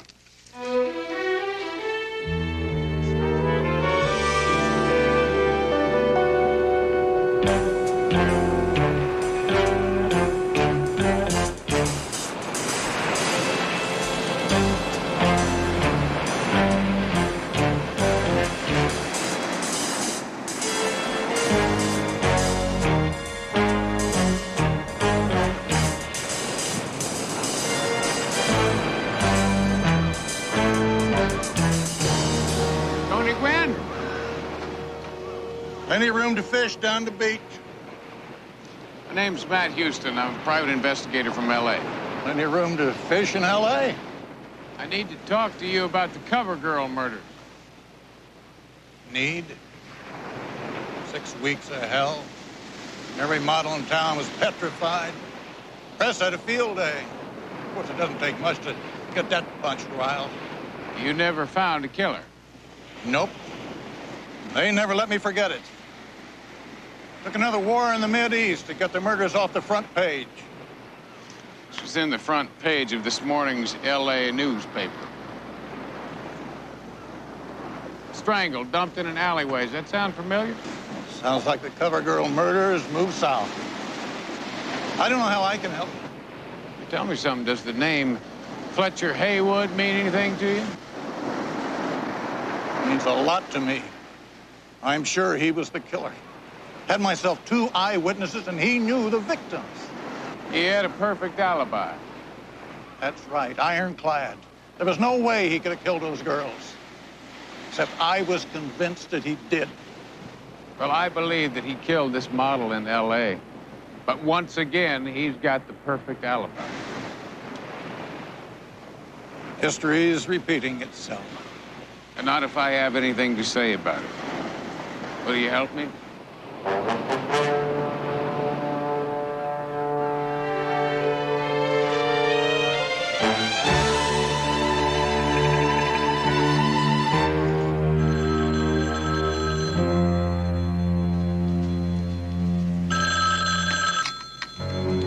Hello.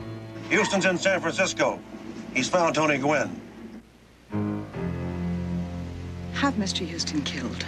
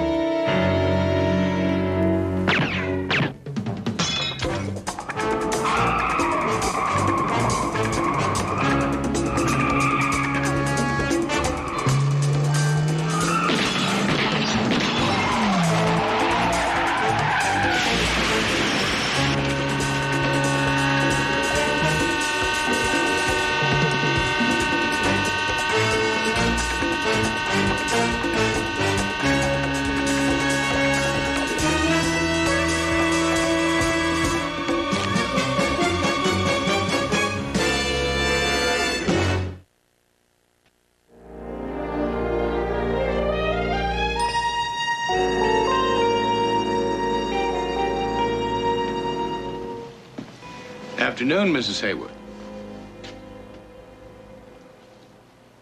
I don't recall inviting you to my home, Mr. Houston. I thought we should talk. If you came to apologize about the false accusations against my son... Why don't you just drop the act, huh? Act? I don't understand. Well, I think you do. I can also understand the love a mother has for her son, why you're doing everything you can to protect him. But he's a murderer. My son was in Sacramento the night that poor girl... I talked to Tony Gwynn. He was the police officer in charge of the Cover Girl murders in San Francisco. Now, he told me that your son was identified by 2 different people that placed him with the victims on the nights of their murders. Your slander means nothing, Mr. Houston. The records show those witnesses were mistaken. My son had an alibi in both cases. Like he did the night Deborah Quincy was strangled. Coincidence. Say goodbye, Mr. Houston. I don't know how you arranged the alibis, Mrs. Haywood, but your son's a very sick man. How many women has he killed? How many more women will he kill before you realize he needs help? Please turn him in. Turn him in before more innocent people die. I think you better leave. Show our uninvited guest to his car. I'll leave when I'm ready.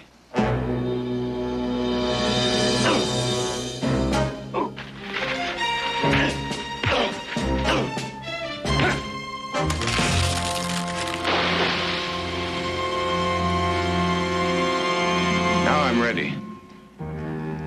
I'll show myself out.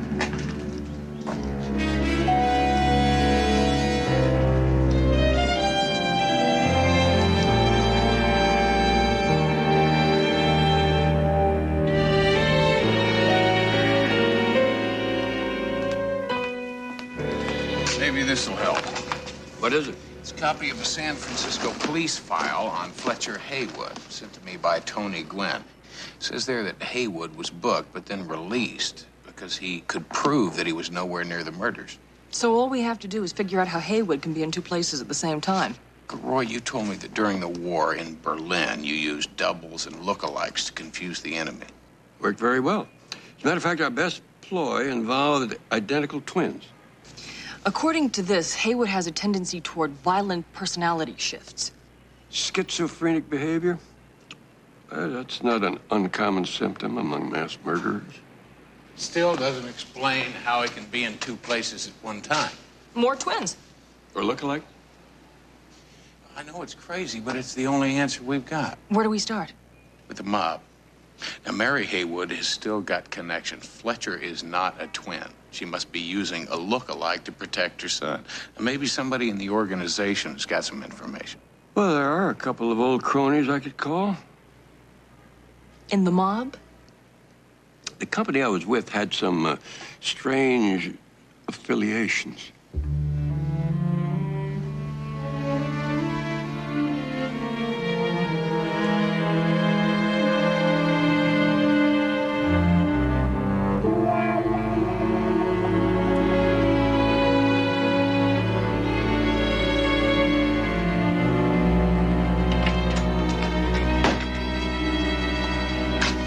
Your lunch, sir. Thank you, Stevens.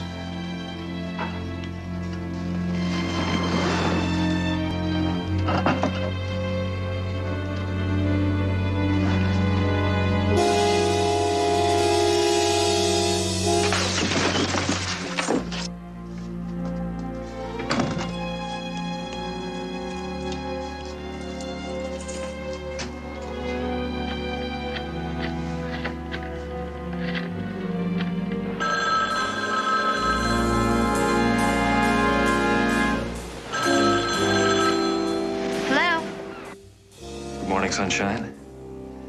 Still got a date? You bet.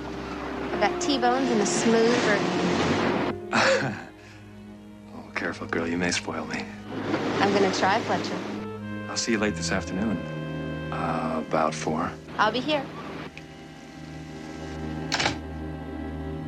Mother, you don't understand. The point is, Houston is getting too close. He's on to us. We've got to turn Jason over to the authorities. We'll wait for Dr. Jacobs. While I sit and wait to hang for Jason's murders, I don't think so. I will handle it. But it's already gone too far. The subject is closed.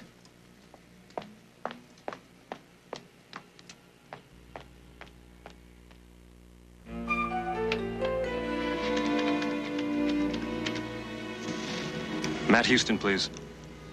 Fletcher Haywood. Houston. Houston. We've got to talk. There's one of my company warehouses at 6th and Ocean.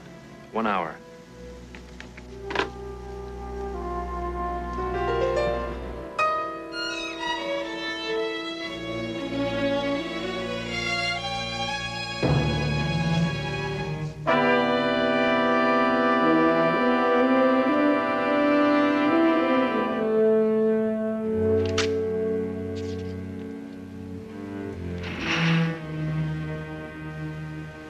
Houston.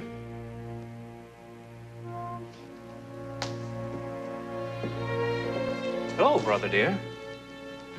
I really am disappointed in you, Fletcher. I thought Mother had instilled the importance of family loyalty in you. You're sick, Jason. You need help. Maybe. But I'm having so much fun. What are you going to do? Me? I'm not going to do anything. But you, dear brother, are going to kill yourself.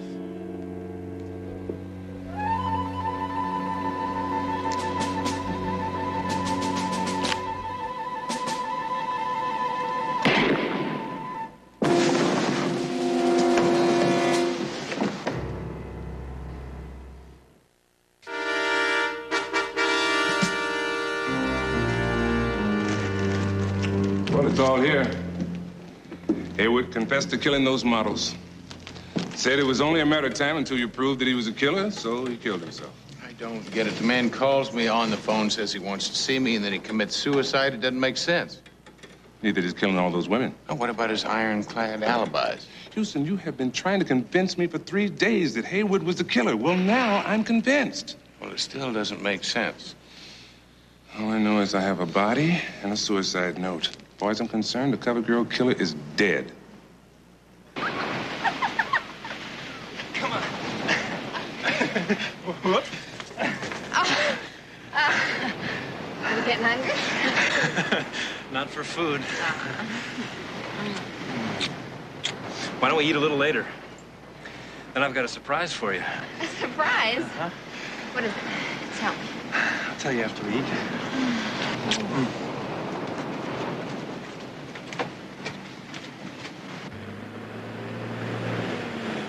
It doesn't add up. Man doesn't arrange a meeting and then kill himself. I mean, why'd he call me? Why'd he arrange the meeting in the first place? We need less questions, more answers. Houston's the name, answers the game. Matlock, CJ, say hello to Jimmy the Beard. Hello. Nice to meet you. My pleasure. Coffee? No, thanks. Jimmy works for a rather large organization which shall remain anonymous. He was also a friend of Mary Haywood's father. Matter of fact, he worked for him before he was died. Yeah, sweet guy. But he'd rip your lips off if you betrayed him. Tell me something, Jimmy. Why are you helping us? Let's say I'm returning a favor. Misadventure during the fall of Havana. Jimmy has an interesting story to tell about Mary and Fletcher Haywood. I know them both from the old San Francisco days. About a month ago, I went to a party at the Haywood house down here. Fletcher was there. A little rowdy, drunk. Well, we got into an argument. One thing led to another. Fletcher tried to redesign Jimmy's nose with a chair. Yeah, I guess I worked him over pretty good. Black eye, cut lip, all that. I felt badly about it, him being drunk and all. Next day, Jimmy dropped by Haywood Place to apologize. Yeah, I couldn't believe my eyes when Fletcher answered the door. I mean, there wasn't a mark on his face, and it was like two different guys. Now, how in the world would you explain that? Identical twins? That's how Fletcher Haywood could be two places at the same time. All we have to do now is prove it. Now, did you get your hands on that coroner's report? I don't know what you hope to find. This file was sent to us by a retired San Francisco cop. Fletcher Haywood was arrested and booked for the cover girl murders. Then he was released because he had ironclad alibis. But not before he'd been photographed and fingerprinted. I knew it. Take a look at these, Hoyt. Take a look at Haywood's fingerprints there on the coroner's report. Now take a look at San Francisco. They're different. The Fletcher Haywood arrested in San Francisco is not the same Fletcher Haywood lying in the morgue. Which means we still have a killer running loose.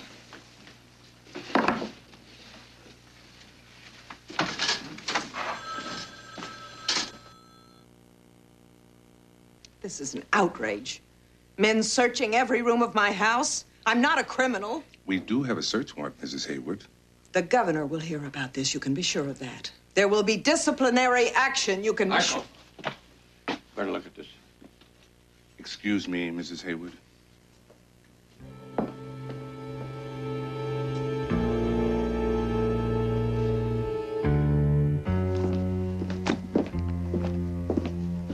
Deborah Quincy, Ann Johnson. Pictures of models he's murdered. Remember this one? Yes, I do. She was talking to Fletcher, or his twin, when we first tracked him down to Marina photo session.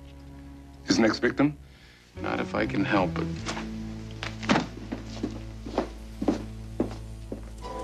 Yes, I have it right here. Julie's address is 85 Beach Drive, phone 555-3027. Thank you, Kathleen. Those look good. Hope you're hungry.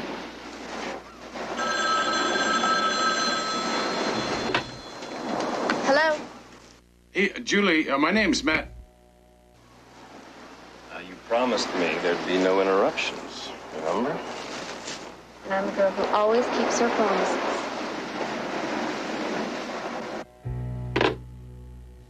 You're going to the beach house. I'll radio in and be right behind you. Oh, I'm so full.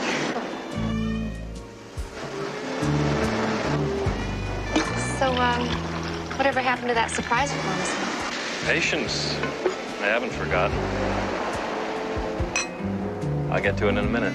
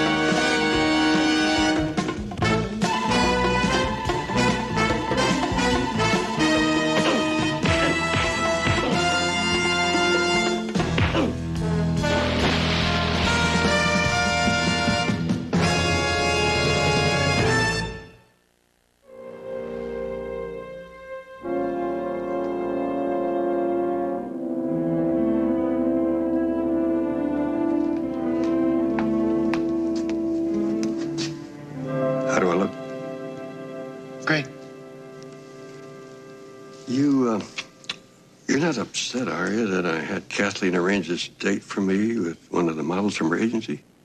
Nah. Not a little bit, jealous? Jealous? Now, come on, Uncle. I'm not jealous. I got a lot of work to do here tonight, and go on, have a good time. Okay, I will. Where are you going? Dancing. You going dancing? Yeah. You don't think I'm too old to have a little fun? Well, no, it's not that. It's just that, these models, they have a tendency to party pretty heavy. And, there's nothing wrong, Uncle Roy, with a quiet dinner, a little soft jazz. Well, the girls have had their hearts set on dancing.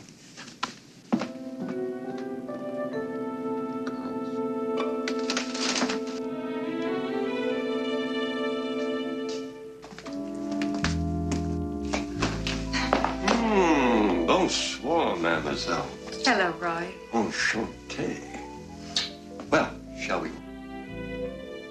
Uncle Roy. Oh, Matlock, I want you to meet Beverly Roberts Hello, Matlock. and her daughter Monica. Well, it's a shame that you've got your heart set on working tonight, but... Yeah, Uncle Roy, it's work. I could probably, put it off. No. I wouldn't think of being the party to keep you from business. So, don't wait up for us.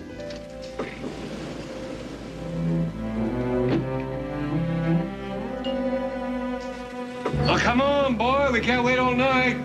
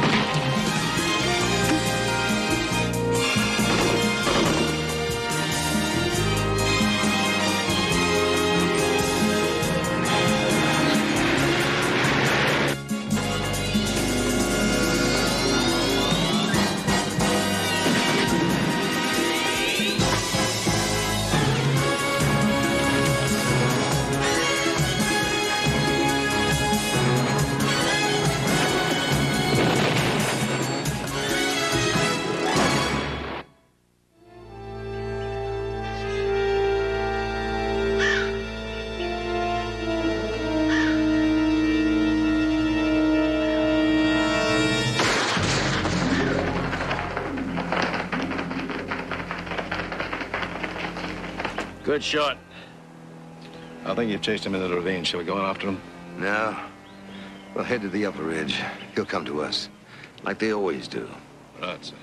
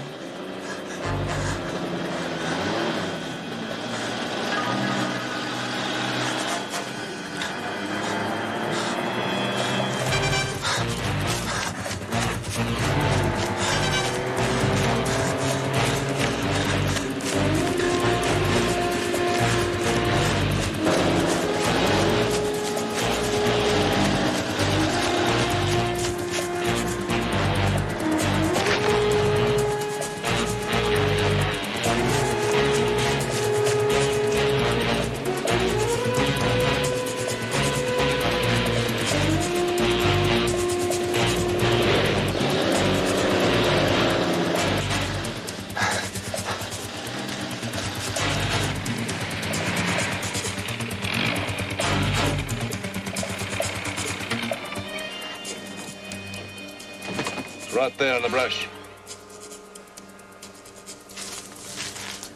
Good eye, Ian.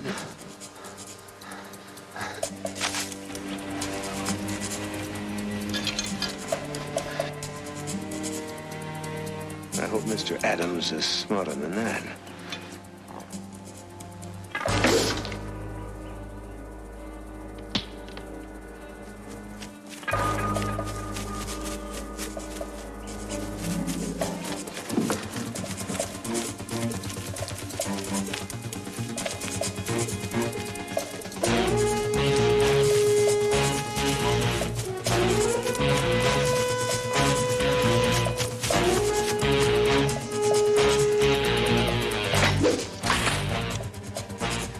He's not only fast, he's lucky.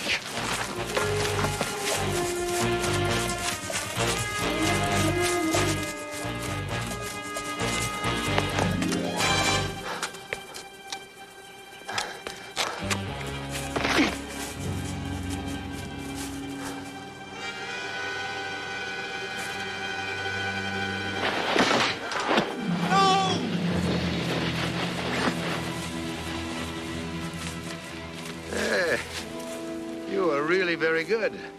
Better than most. Too bad it has to end. You'll never get away with this. It's murder. He's right, you know. I assume you still want me to frame his wife for this. Everyone knows that they've been quarreling lately. Please. Domestic problems are the chief cause for homicide in the United States. Yeah, it's just shocking, isn't it? Shocking and tragic. Please, no!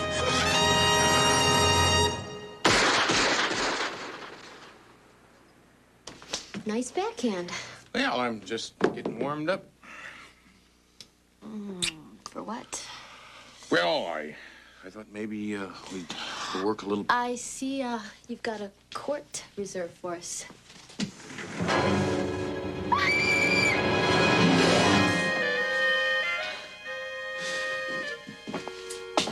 Hi, big guy. I heard you come in, and I didn't want to disturb you, so... What the hell are you doing here? Maybe I should wait upstairs. Well, would you wait just a second? Murray, if this is about the friend you want me to help... Houston, would I be standing fully clothed in your shower if I didn't think this was important? Just talk to her, please, as a favor to me. Her husband, Bill, disappeared a couple of days ago, and she's convinced something terrible has happened to him. Tomorrow morning. Right now I'm busy. Leslie? Chris, where'd she go? She's gone. Well, I guess now you won't have to wait until tomorrow morning to meet your new client, huh? Her name is Dee Dee Adams. She was one of the top college tennis players in the country. Far cry from center court. Knee problems forced her to quit. Now she's a business manager for pro athletes. Husband's her big billing, William Adams. He's also a tennis player. I recognize the name. They met in college. Dee Dee's been managing his career ever since. Got him into the pro circuit, paid his bills for the tour, pushed him into the right circles. He won a couple of important tournaments recently. It looked like things were just starting to break for them. A couple of days ago, he disappeared. Murray, if this turns out to be one of those cases of who's been sleeping with who... Oh, no. No way. This one's got foul play written all over it. Trust me. I understand the deal. I'm not just Bill's wife, I'm also his agent. I know we agreed Bill would be in the tournament, but have you ever tried playing on a pulled hamstring? Well, you should try it sometime. Oh, I have got to quit making these excuses for him. Any word from Bill? Nothing. Just like a little boy. If you don't keep your eye on him, he gets into all kinds of trouble. Somebody who plays tennis as well as he does, you'd think that he'd have his act together enough. Murray, where is he? Everything is going to be all right. Dee Dee, I brought my friend. I'm sorry. The detective. Houston, right? Right. Nice to meet you. Okay, have you spoken to the police about this? Oh, yes. I've filled out all the forms. Name, age, description, last seen at. But do you know how many missing persons they're looking for at any given time? Desk sergeant handed me a file 3 inches thick. Dee Dee, I'm going to have to ask you a question. Are you sure that your husband didn't leave by choice? Absolutely not. The police asked me that same question. What is this? Everyone thinks he ran out on me.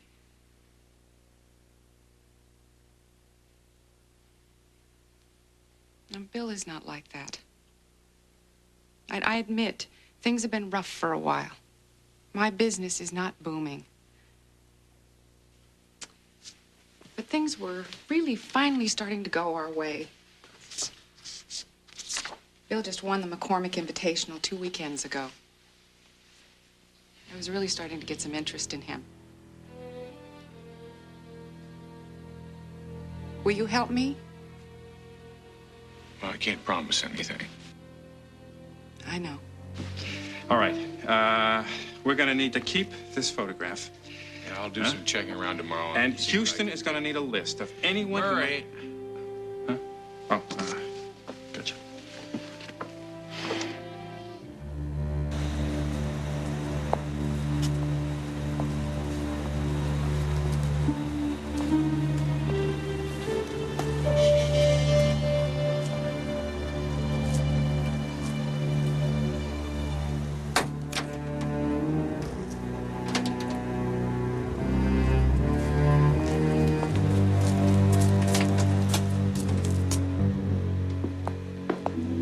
Start somewhere. I would suggest Bill's club, the Cliffwood Country Club. He works out there almost every day, or at least he used to. We don't know for sure that anything's happened to him. This is going to sound corny, but whatever business difficulties Bill and I may be having, we have never, ever let that interfere with the fact that we love each other very much, and he would not leave without saying anything to me. If anyone can find him, it's Houston.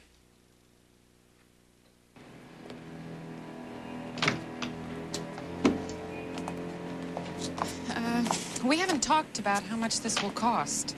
I'm not exactly flush right now. Well, let's just find him first, huh? Don't worry about him. You gonna be all right? Yeah, I think so. Thank you. Murray, thank you. Hey, that man! That's my car!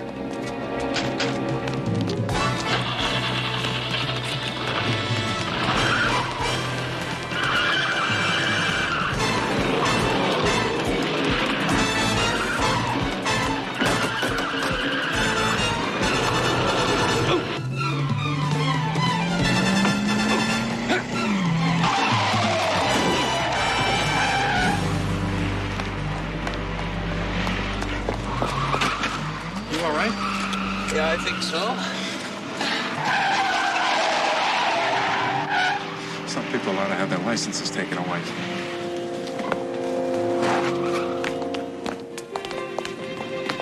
Edie, what's the matter?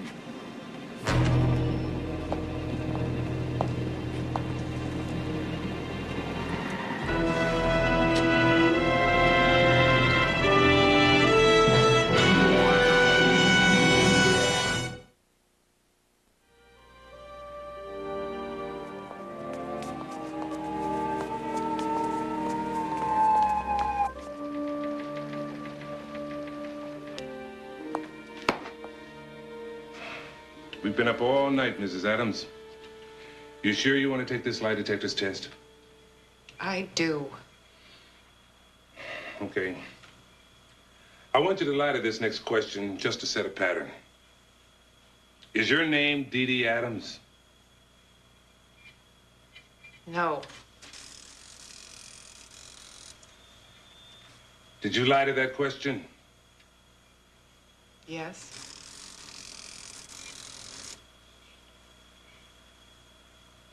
Did you kill your husband? No.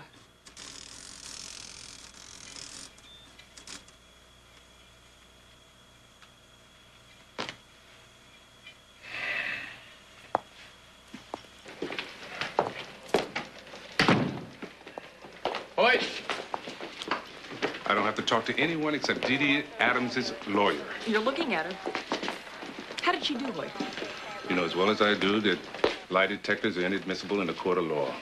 How did she do? She passed. And you're still holding her? Of course we're holding her. We caught her red-handed with the body. No, you caught her red-handed.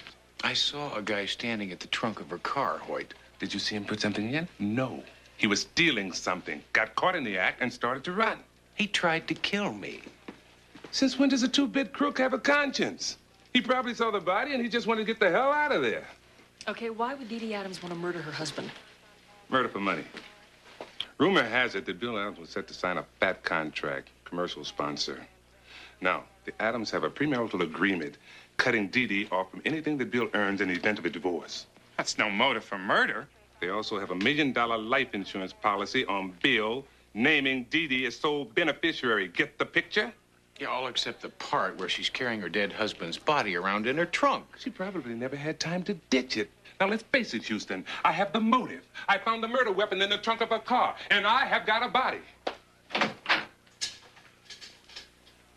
I don't believe it for a minute.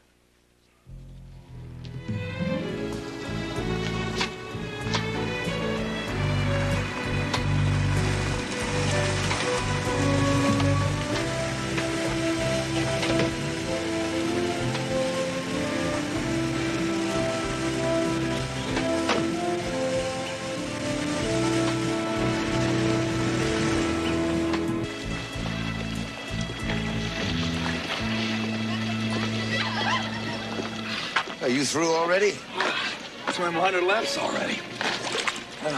I'm just making sure that my gold medalist is staying in shape. Never fitter, Mr. McCormick. Now, you haven't forgotten about brunch tomorrow. No, looking forward to it. It should be very interesting. Very interesting. Yeah.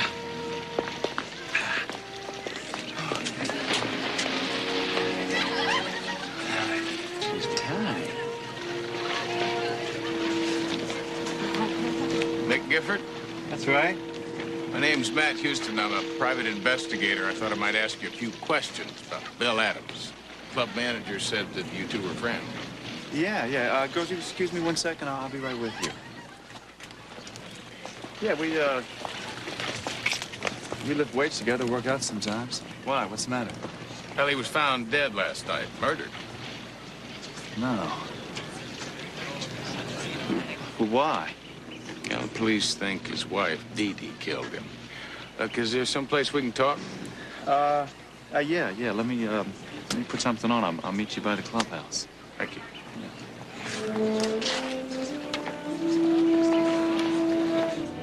Guess I'm not surprised they suspect Dee Dee. Are they having problems? Marcus Allen play football. Marital problems? Marital problems caused by business problems. Bill thought Dee Dee was holding him back. He told you that? He didn't have to. One day he came out here all jazzed up about this mega-dollar sponsorship deal he was getting ready to sign.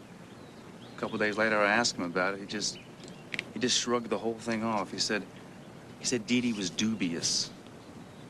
I could tell he was burned up about it. He really wanted that contract. Whatever happened to the good old win-one for the Gipper, huh? Hey, man, our careers are short. Oh, before we hit 30. You gotta cash in when you can, any way you can. Trying to do the same thing. That's your gold mine? Alistair McCormick. He's a sporting goods manufacturer. Now that I've won a couple of gold medals, it's just a matter of putting ink to one of his contracts and letting the money flow in. Is McCormick, isn't he the one who sponsored the last tennis tournament that Bill Adams won? That's right. He sponsors a lot of things. So it seems. Yeah. Wouldn't happen to know if he was the one that was trying to sign Bill. Bill wouldn't talk about it. He was afraid to jinx the deal. Afraid to bring him bad luck.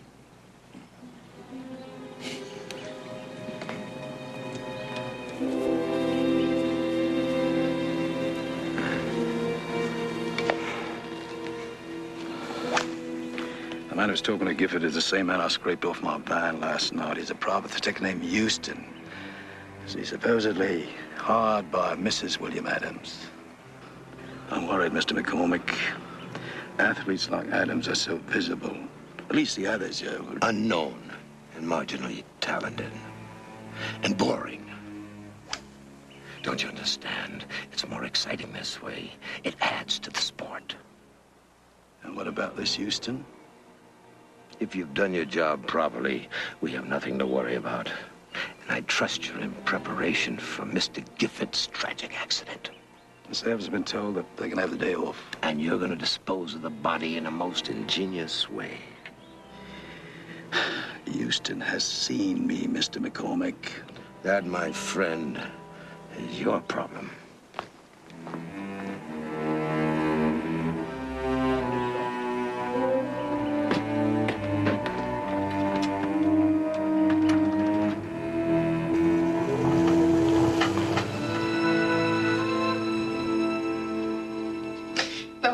Is so stupid, really. And Bill wanted to sign every endorsement contract they stuck under his nose. I was just waiting for the right time for the best offer.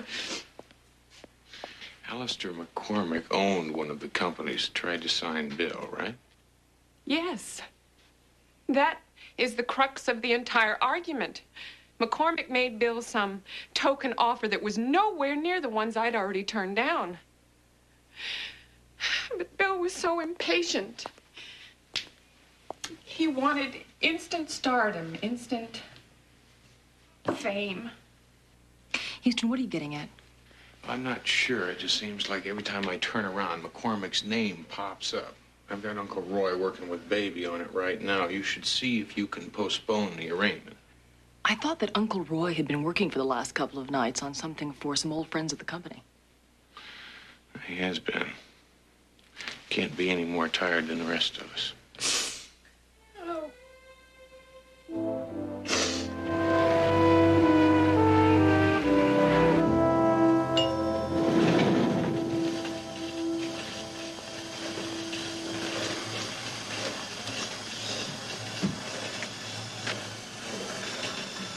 Good timing. Just got my pulse away, too. That's 121 faster than mine. Have you got anything for me? Well, you're not going to like it. Baby must be as tuckered as you look. Oh. Belched up only the essentials on McCormick. Strictly PR stuff. Alistair McCormick, son of a wealthy banking family, disinherited at the age of 17, made his own fortune by the age of 25, then he dropped out of sight. Resurfaced 3 years later, picked up where he left off. Now he owns the largest sporting goods empire in the world. All of which tells us Zip.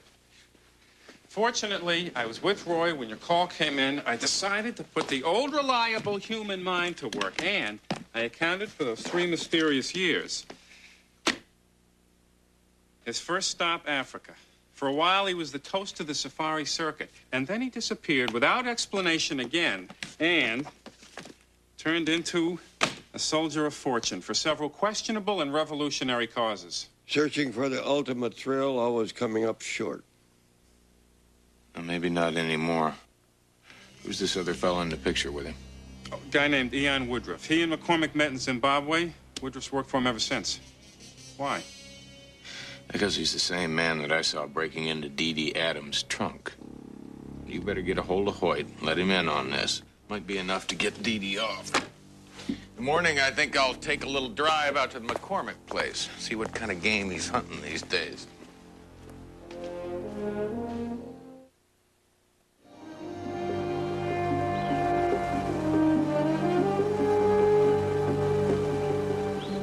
$75,000 a year. That's a lot of money just to endorse some swimming trunks. Nonsense. You're a champion in your field. And I appreciate a good competitor. That's because I'm a good competitor. Yeah, in the business world. That carries over into my other interests. For instance, hunting. Have you ever been? No, can't say that I have. Exhilarating sport. It's man against nature. The trouble is, after a while, it gets to be routine, boring. So it wasn't too many days ago that I decided to seek out a new form of prey. Intelligent, highly competitive. Like you. Yeah.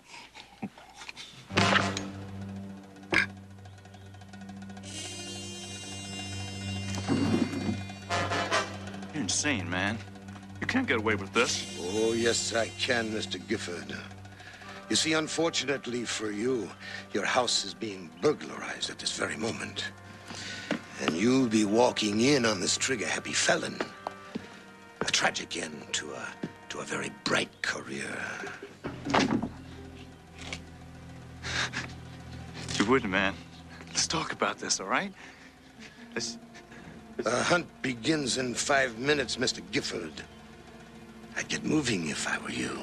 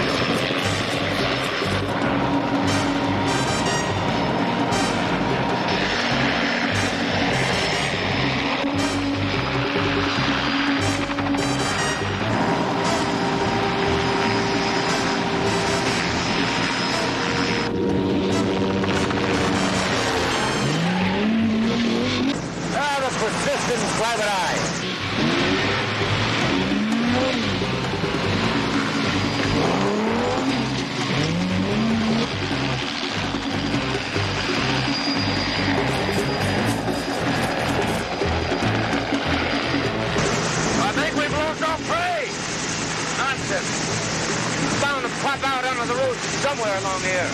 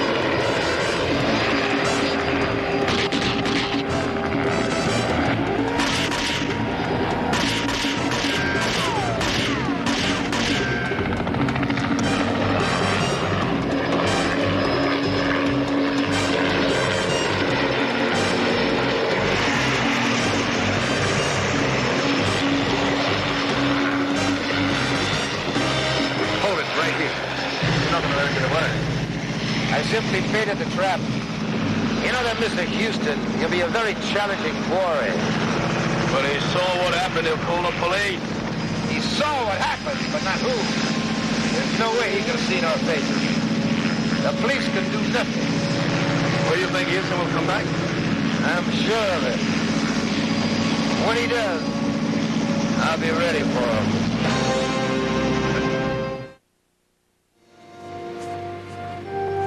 I saw Mick Gifford shot down in cold blood. And I saw Gifford's body in his own apartment. The place had been cleaned out. TV, stereo, everything. Homicide said he must have surprised the thief on his way out, and the thief gave him a bullet in the back as a going-away present.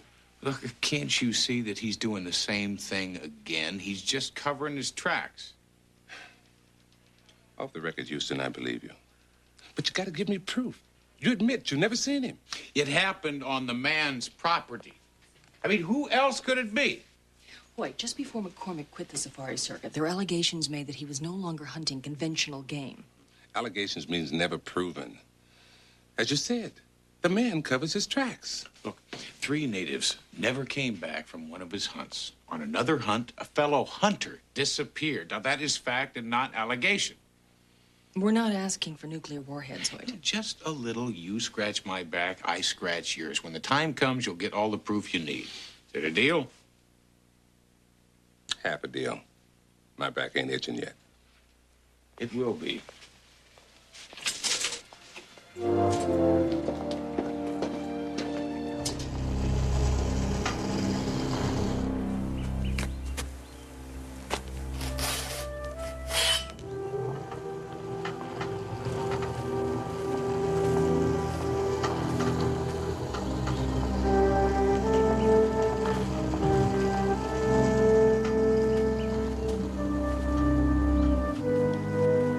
That'll cost you a stroke.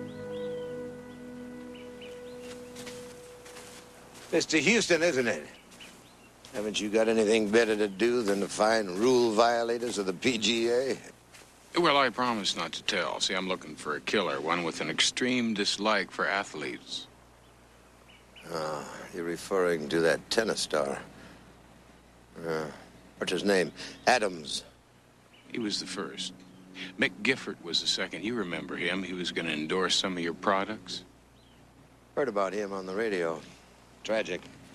We live in violent times. Murderous. Hurling accusations, Mr. Houston? Is that why the tennis star's wife hired you? To put the blame on someone else other than her? The police have released her. She hired me to find the killer. I believe I have. Yeah, good for you.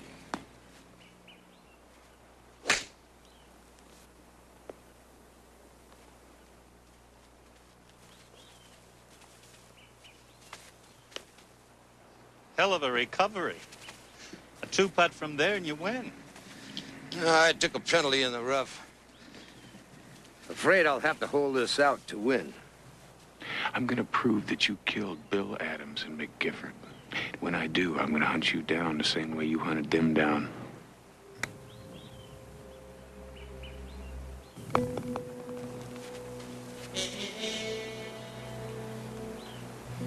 As misguided as you are, I like your style, Mr. Houston. I've got a few intimate friends that are stopping by at 6 for cocktails. Dinner jackets requested. I'd like for you to be there. Maybe I can convince you that you're on the wrong track. Not very private for such a delicate matter. I'll give you time. Promise. I'll see you at 6.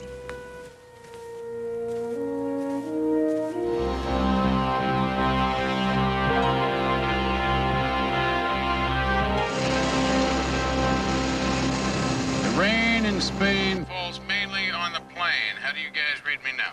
Loud and clear. But I'm going to hate myself in the morning for this. No, in the morning you are going to present to your superiors a tape upon which Alistair McCormick will have confessed to the murders of Bill Adams and Mick Gifford. He'll be their star detective. Not if McCormick becomes a triple murderer while I'm sitting here in my car. Oh, you worry too much. You'd worry if I didn't. Watch your P's and Q's, Matlock. Make sure the host doesn't try to serve you for hors d'oeuvres. So, what happened to all your intimate friends? Well, it appears that I have my signals crossed. They won't be here until tomorrow. At least it gives us time to discuss that delicate subject which you insist on pursuing. Namely, accusing me of murder. Shall we begin with a parry or a thrust? It's not a game. Life is a game, Mr. Houston. A game with very few winners like you and like me. I don't believe we're in the same league. No, perhaps not. I have a greater passion for power. The ability to be able to give and to take. As in human life? Taking of a human life is the ultimate assertion of power. Sounds to me a lot more like cold-blooded murder. Darwin calls it survival of the fittest. This man's a raving lunatic. If that keeps him talking, we got all we need to prove it. Fittest being superior athletes that you lure up here by telling them that they can endorse your products? Apparently, you're not going to be satisfied until I admit to having stalked and killed Mr. Adams and Mr. Gifford. Now, are you? That's for my ears only.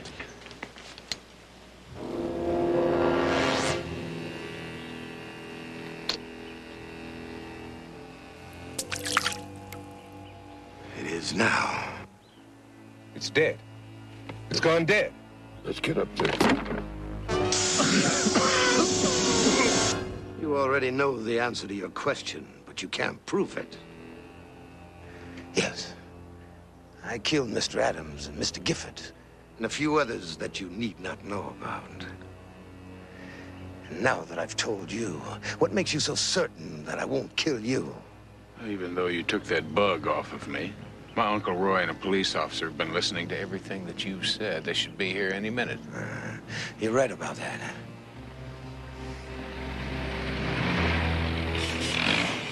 As you can see, I've already dealt with that.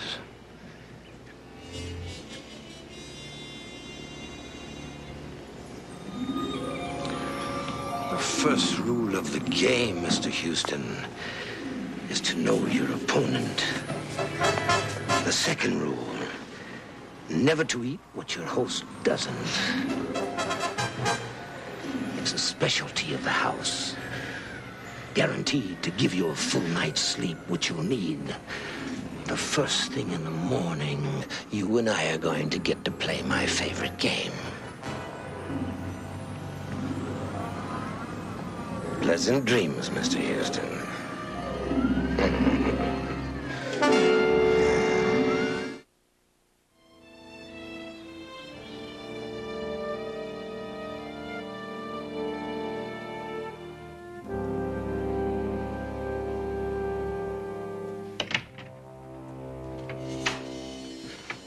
All right, rise and shine. I suggest you put these clothes on. I imagine the ones you're wearing are going to be a little encumbering. What did you do with Hoyt, my uncle? Oh, he is taking good care of them. Why don't you just let them go and you can do what you want to with me? I can do what I want with you right now. 10 minutes. Is that enough of a head start? What's that supposed to mean? Well, you came here looking for a killer. I found one. Unless you escape from here, you'll never get a chance to prove it to anyone. Just to show you the kind of a sport I am, I'll even give you this.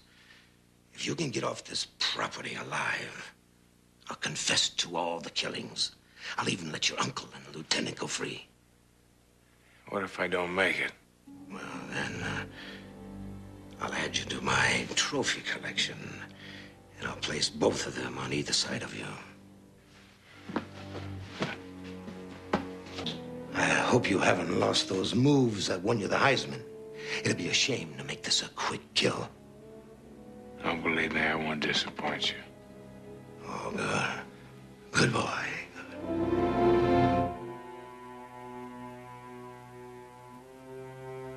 My head feels like it's in a vice. It's a kind of a knockout gas, Michael. We used it on some Peruvian anarchists back in the 60s. Has the same effect.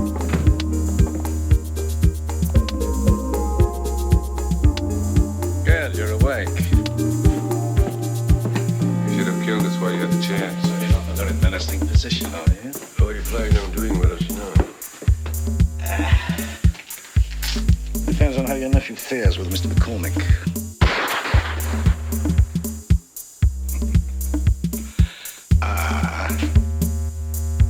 It seems the hunt has just begun.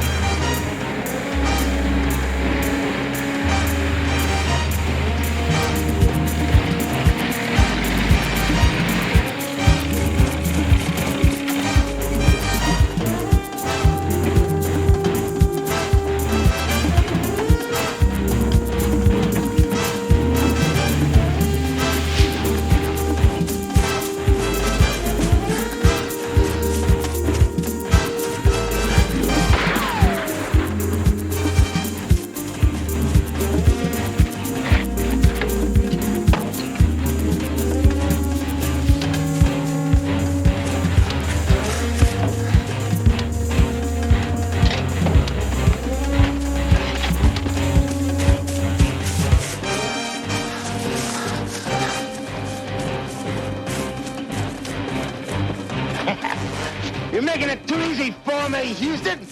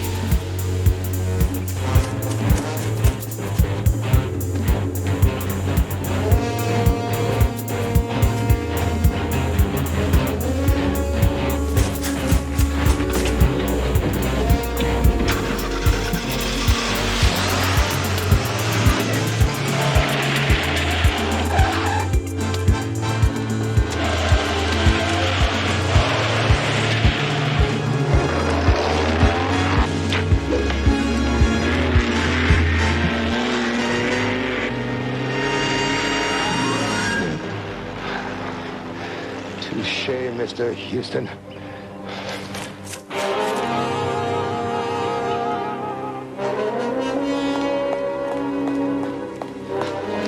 Houston, get away. We have to leave. What about the others in the cellar? I'm afraid there's no sporting chance for them. You better pack.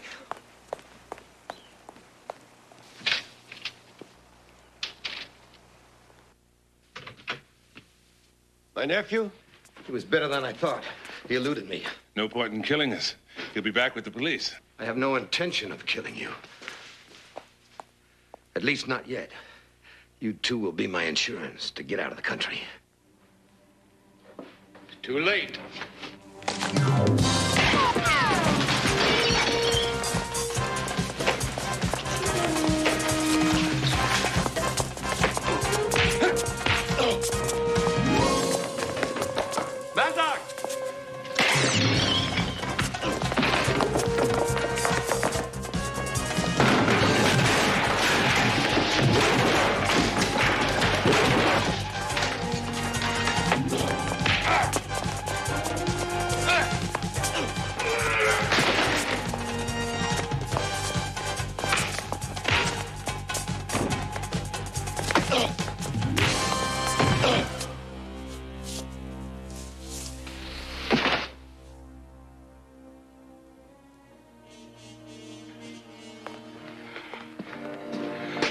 All right? Sure. How about you? Well, I think I'll make it. Thanks, Houston.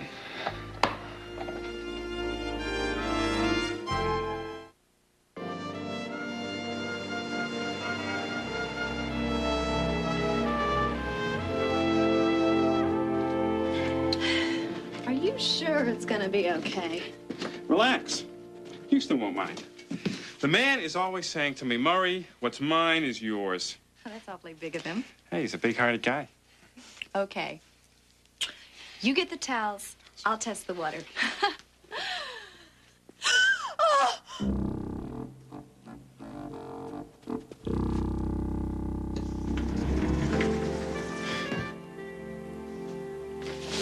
You know, Murray, I thought we had an arrangement. I mean, I was supposed to help you with your friend, and you were supposed to help me with all the IRS paperwork. Yeah, I know, but can't I wait a couple of hours? Please, big guy, have a heart. Oh, I do. I do. Remember, I'm a big-hearted guy. So I figured while you're taking care of the paperwork, I'll entertain your friend.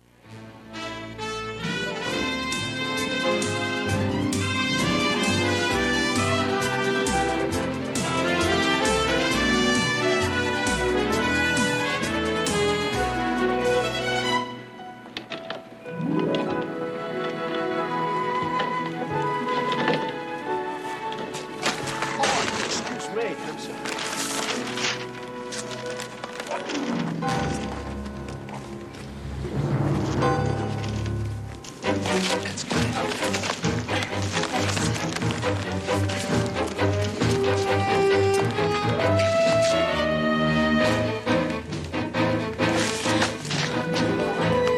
My baby! Where's my baby?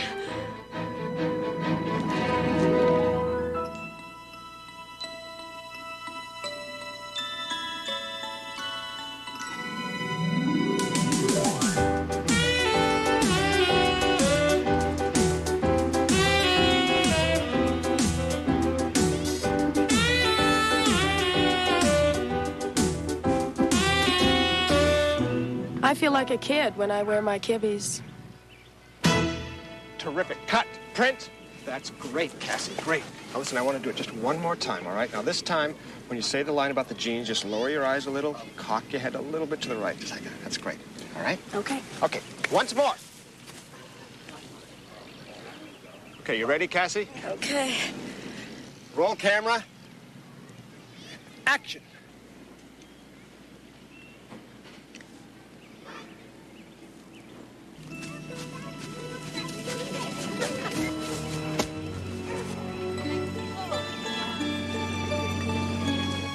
Cassie, what are you doing? Johnny? Johnny! Cassie? Hey, Cassie!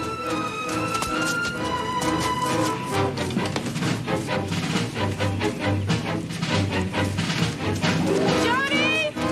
Johnny! Wait! Wait! That's my son! Wait a minute! Wait! Wait! That's my son! Oh my God! Wait! Wait! Please no! No, lady! Open the door! Wait! Wait! Wait! No! Please! That's my son!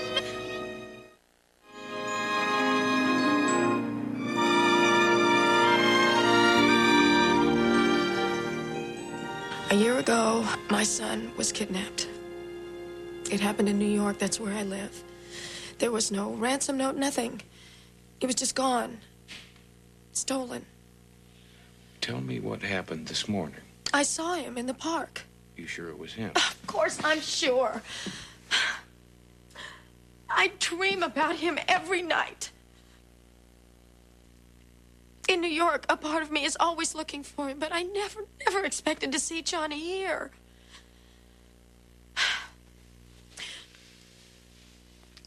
I flew in last night. I had to be on location this morning at 6 o'clock. We were filming a commercial in the park. And I looked up and I saw him. I started to run, but the woman, she put him in the car and drove away. What kind of car? I don't remember. Tell me about the woman. Do you remember what she looked like? Mr. Houston, I don't remember. I didn't see anything but Johnny. Why didn't I notice? I am so stupid. Why didn't I notice? No. Just take it easy, huh? That's natural. Don't be so hard on yourself.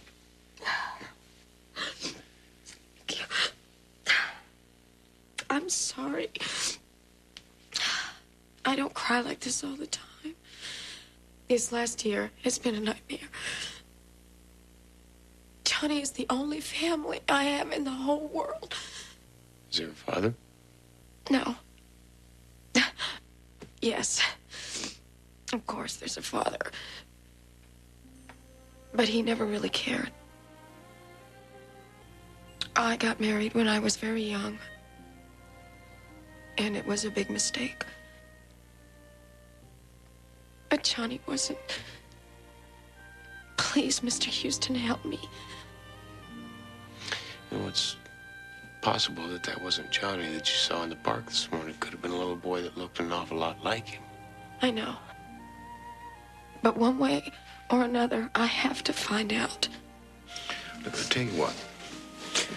Why don't you wash your face, pull yourself together, and we'll take a ride to the park, huh? Where was it that you saw Johnny first? Right in there. Excuse me. Were you in the park this morning? Please, it's very important. Were you here this morning?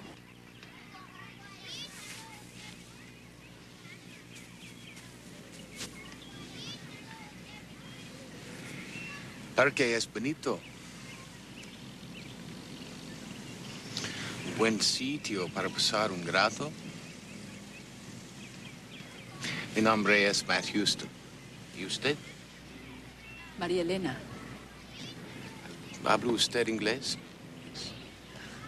Muy poquito. Maria, were you in the park this morning? Sí. Do you remember seeing this lady in the park this morning? Oh, sí. Claro que la vi. Estaba corriendo detrás de la señora Amsterdam, que vino al parque con su hijito de 2 años. Ella lo quiere mucho a él. Todas las madres quieren a sus hijitos mucho, como yo quiero a los míos. Tengo 8 hijos y 19 nietos. What'd she say? A very interesting thing. She's got 8 children, 19 grandchildren, and a touch of the gout. The woman you were chasing in the park this morning's name's Amsterdam. Mrs. Robert Amsterdam. Seems to think that she's a very caring mother to her son, Mark.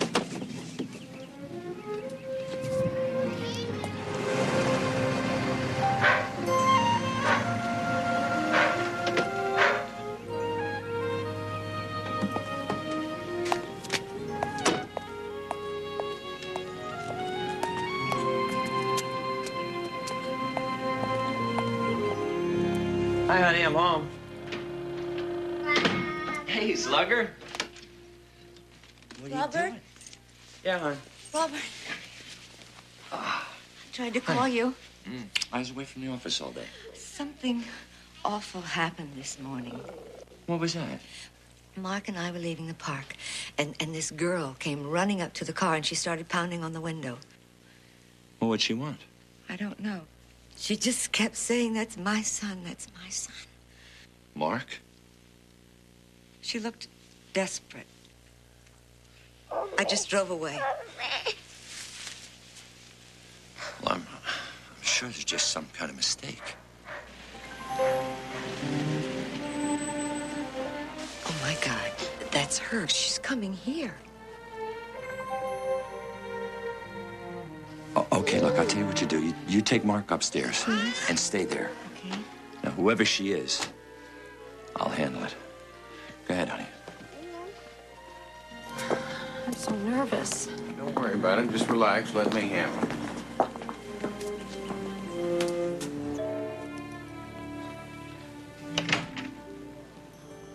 Mr. Amsterdam, my name's Matt Houston. I'm a private investigator. This is my client, Cassie Stanley. I wondered if we might talk to you for a moment. What about? Well, it might be nothing, but we're trying to identify somebody that my client saw in the park this morning. Thought maybe you could help us. Believe me, it'll only take a minute. All right, please, come on in. Thank you. Just go right inside. Can I fix you a drink? I just got home from the office. I could use one myself. No, thanks. I'm fine. This is Johnny. Oh, no, that's my son, Mark. Cassie, let me handle this. This is Johnny. I know it. Where is he? My son is with my wife. Look, I don't understand what's going on here. This boy is not your son. Well, that's quite an accusation, young lady. I hope you have something to back it up. It's what she thinks she saw, Mr. Amsterdam. Now, this morning in the park, Cassie saw your wife and your son. The boy looks an awful lot like her own son that was kidnapped a year ago. Kidnapped? Mr. Houston, I have a birth certificate. I've got photos from the hospital. I mean, not that I have to prove anything.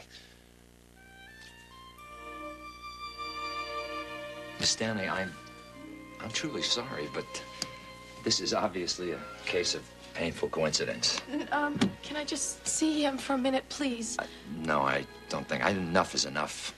Mr. Houston, would you take Miss Stanley? Not until you let me see him. I'm gonna have to call the police. Cassie, thank you very much.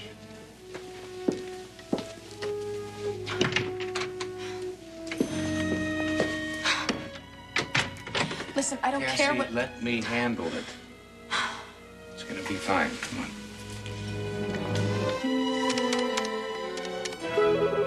Bradley Denholm, attorney at law. Bradley Denholm, please. I'm sorry, sir. He's in conference. She's so beautiful, Mr. Denham. She's perfect. Well, that's Jennifer. I think I've given you most of the information. Terribly sad, of course. Parents killed in a car crash. Grandmother in ill health. And incidentally, she's as anxious to conclude these arrangements as you are. I told you, no calls, Tina. If you want to sign this agreement, then we can get started. Paperwork on the adoption should be finished tomorrow, in which case you can be on the plane home the next day with your new daughter. Mr. Denholm? Not now, Tina. A sign on the bottom there by the X.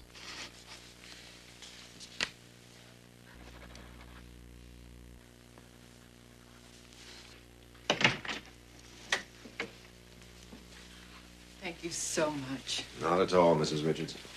I consider it an honor to play some small part in creating new lives for these poor, unfortunate children. Thank you. Bye-bye. You're a real humanitarian, Bradley. I'm glad you can appreciate that fact, Jake. Go on in. I'll be with the two of you in just a minute.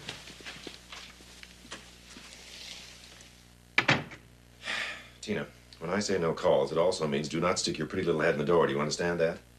I'm sorry, but Robert Amsterdam's on the phone. He seems awfully upset. He said it was urgent. He's been waiting all this time. Take it in my office. Camera work's getting pretty good, huh? Good enough to make the sale.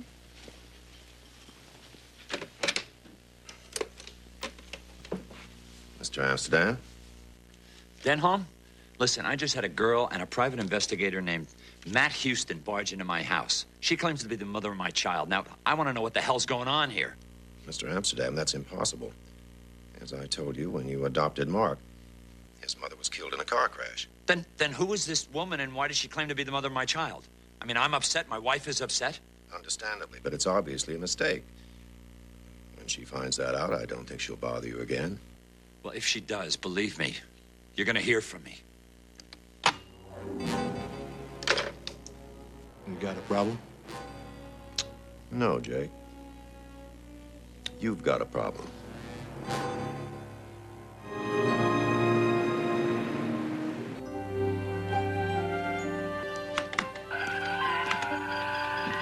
Not bad.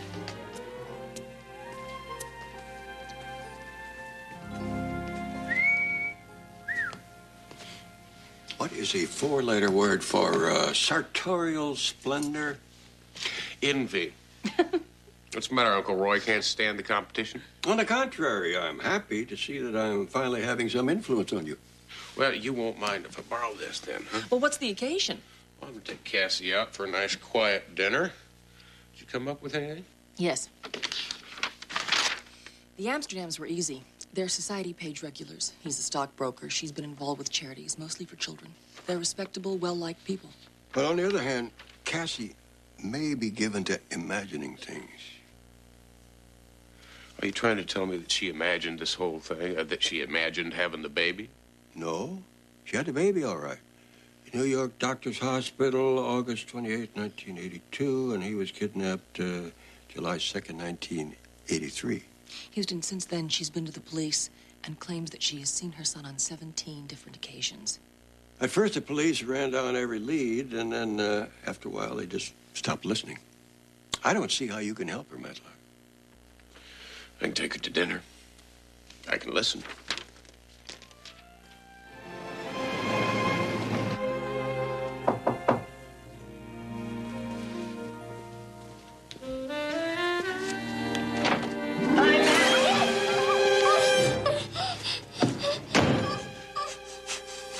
You're going to do exactly what I tell you. You understand? Because if you don't, little brat's gonna be dead tomorrow. Understand? All right. Now, don't make a sound. Not a sound. I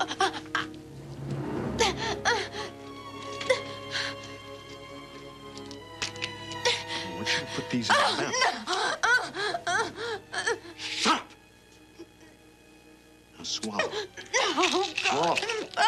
Swallow.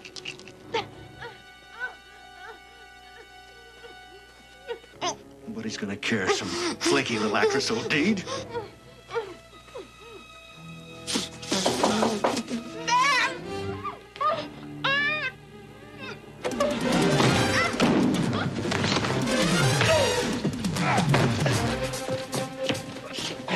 Are you all right?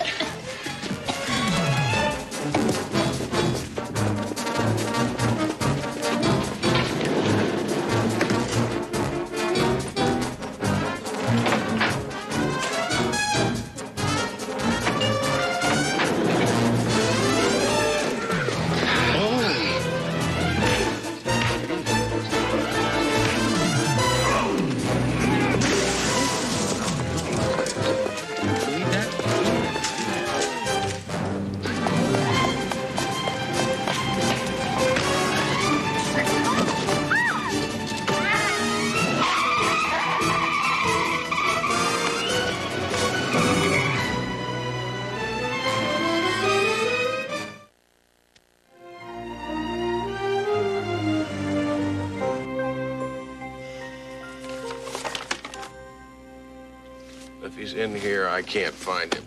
Well, he might not have a record. Or you might not have gotten that good a look at him. Wait, I didn't imagine this. I'm not saying you did. I'm just saying that we don't have that much to go on. You know, just last year there were over 500 of these cases. It only takes a minute for a baby to be carried away.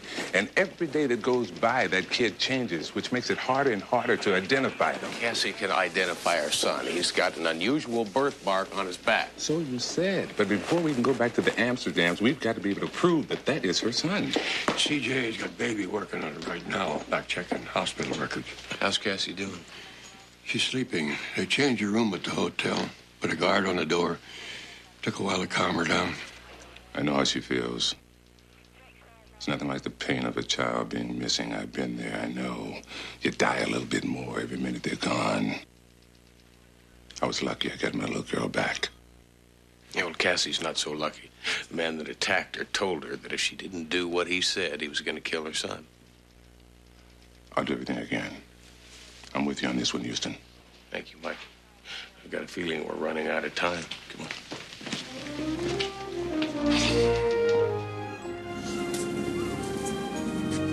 Right? It's so peaceful out here. How you feeling? I'm not sure.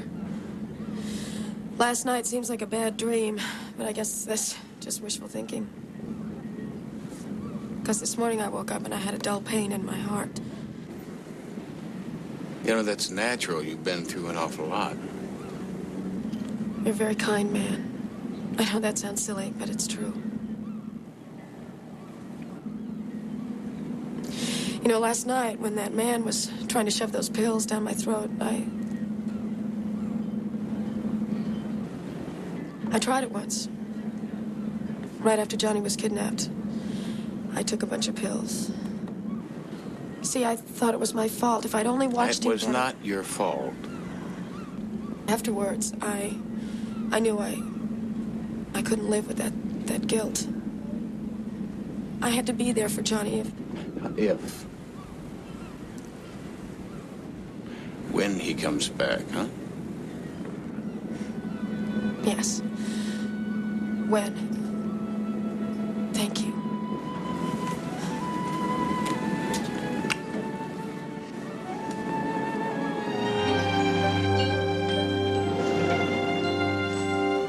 Perfect timing. I just finished going over the hospital records on the Amsterdam baby. He was born August 28th, 1982. Mother and son pronounced healthy and left the hospital 2 days later. Normal development till the age of 11 months. After that, there is no more record. Why? Because they changed pediatricians. It happens all the time. Yeah, but attempted murder doesn't. Now, somebody got very scared when Cassie claimed that the Amsterdam's child was Johnny. If that's true, what happened to the Amsterdam's child? Good question. I'll put Baby back to work on it and see what we can dig up. First thing in the morning, I think I'll try going directly to the source. Okay, sweetheart. Let's dry the feet up. Mrs. Amsterdam. What do you want? Please, I just want to talk to you for a minute. About what? About mothers. A very special kind of love that they have for their children. I can see that you love your son. Of course I do. Let me tell you a little story about another mother very much like you. Loved her son very much till her boy was taken away from her. Stolen. Why are you telling me this? Because her boy is about the same age as Mark. Same blonde hair, blue eyes. I don't want to hear about this. You know I'm right. No. I love my son. And that's why you can understand the pain and the anguish she must be going through of having her baby taken away from her. Please, if you feel like talking, just give me a call, all right?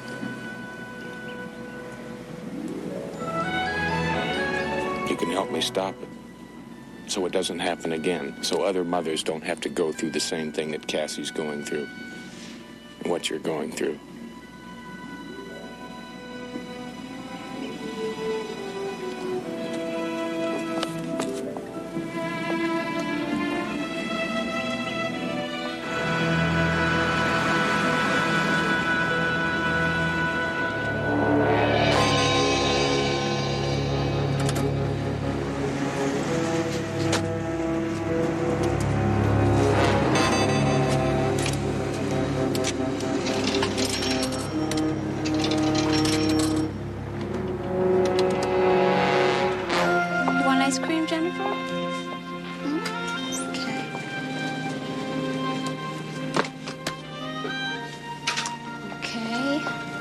Let's see what else we need. Oh, yeah, soup.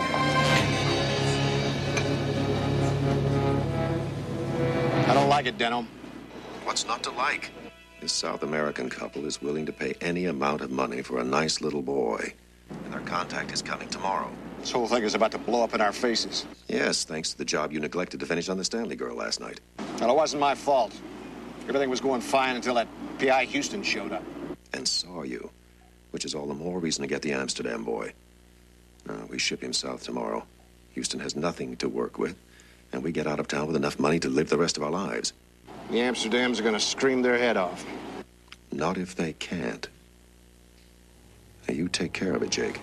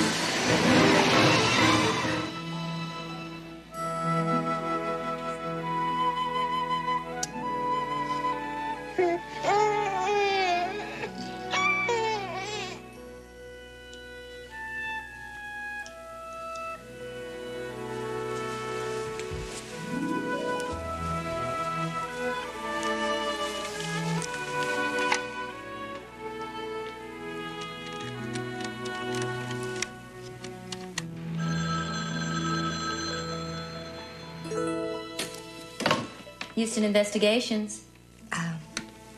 Matt Houston, please. This is Sheila Amsterdam calling.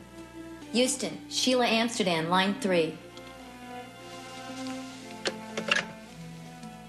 Mrs. Amsterdam? Could you come over here, please? I'd like to talk to you about my son, about Mark. Of course, I'll be right there. What are you doing? Thank you, Mr. Houston. Goodbye. Sheila, what have you done? Robert, now we can't live this lie anymore. We can't pretend our son didn't die. But, Mark's our son. No. As much as we love him, he doesn't really belong to us. His. We adopted him. It was a phony adoption, Robert. Robert, I think that girl is his mother, his real mother. And she deserves to have her son with her.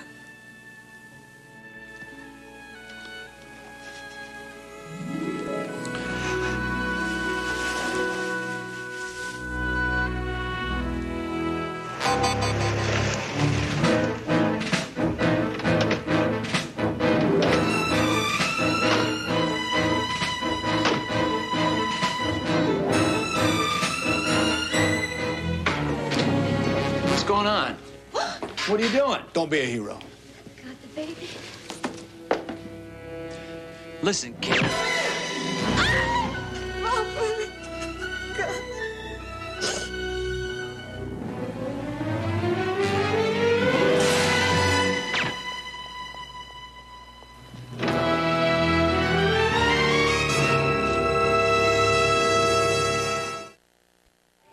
Mrs. Amsterdam is in a coma. Paramedics got her vital signs patched through to the hospital. She got a 50-50 chance. CJ just told me that you saw Johnny. I saw a small boy. Was he all right? He's fine, but we still can't prove that it's Johnny.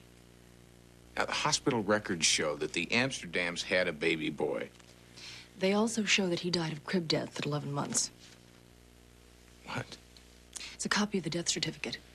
I did some checking, Houston, and found that filed under Sheila Amsterdam's maiden name.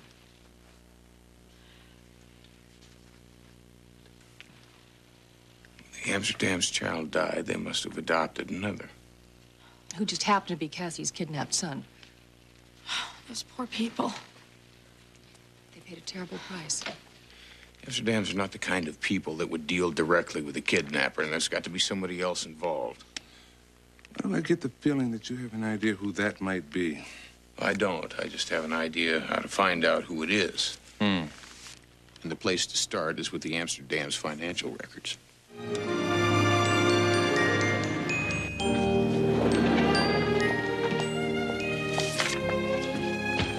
Found it. Found what? Name of Amsterdam CPA. Did you get me out of bed just to tell me that?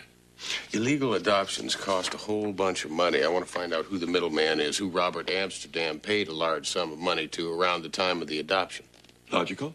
But it seems to me that kind of information would be confidential. Logical. I'll change. Something dark would be appropriate. Logical.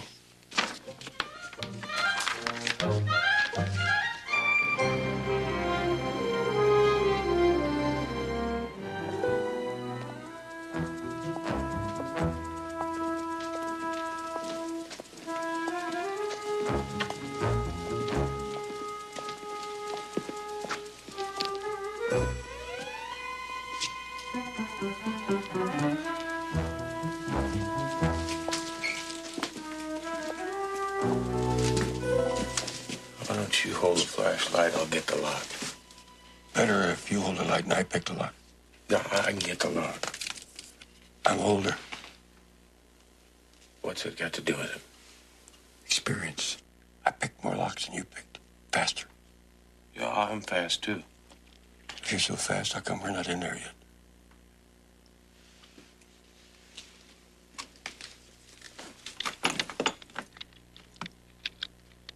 Could have done that. Could take all night to find that Amsterdam file. Why don't you start here, and I'll start over there. I think I'll start down here with the A's. As in Amsterdam.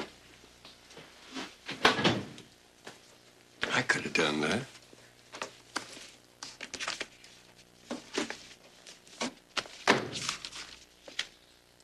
That's the right date. Take a look at a copy of that check. That's a whole bunch of money. Payable to Bradley Denholm, attorney at law.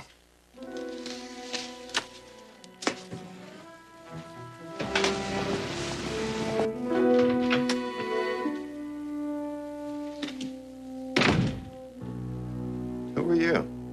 Name's Houston. Want to talk to you about adopting a child. I do very few adoption cases. How'd you get in here, anyway? I walked. Your secretary seems to have a fascination with the coffee machine. Now, these few adoptions that you do, tell me something. Where do you get the kids? From poor unwed mothers anxious to find excellent parents for their babies without burdensome paperwork. Black market babies. Is there a point to this? I want a kid, Denholm. Somehow I don't think you qualify as an excellent parent. Somehow I don't think you're qualified to make that decision. Now, I want a kid.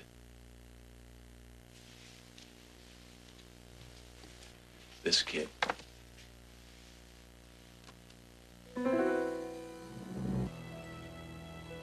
I've never seen him before.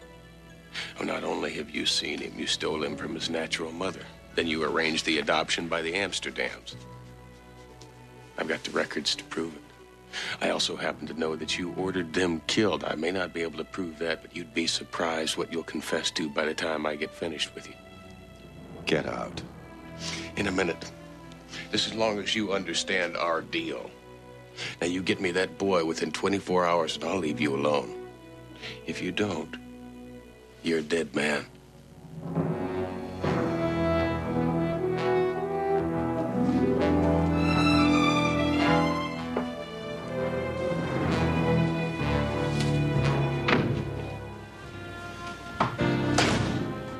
How'd it go? I gave a virtuoso performance. I think you bought every word of it. Are you going to be all right in here? This may take a while. Patience is a wonderful virtue. I spent 3 days in a van half this big in Dubrovnik in '59. Builds character. He had muscle cramps. Well, I'm going to go back to the office. An eye to my vigil. Sooner or later, Denholm will lead us to Cassie's boy.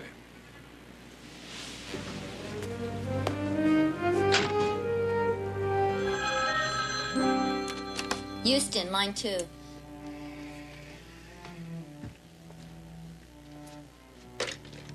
Matt Houston. I've been considering your request in regards to the child. You're a very persuasive man, Mr. Houston.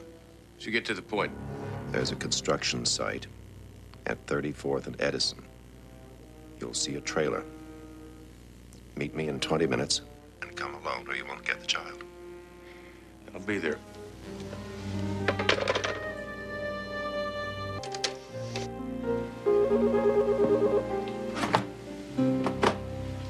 I hope this is good news. He wants me to meet him at a construction site, 34th and Edison. I know the project. Abandoned and condemned. It's a setup, boy. Take me with you. And I want you to stay put, right where you are. Now, if Denholm thinks that I'm out of the way, he might make a move on his own, lead you to Cassie's son. Or maybe not. I can't just sit here. Patience is a virtue. Builds character. And muscle cramps. Be careful.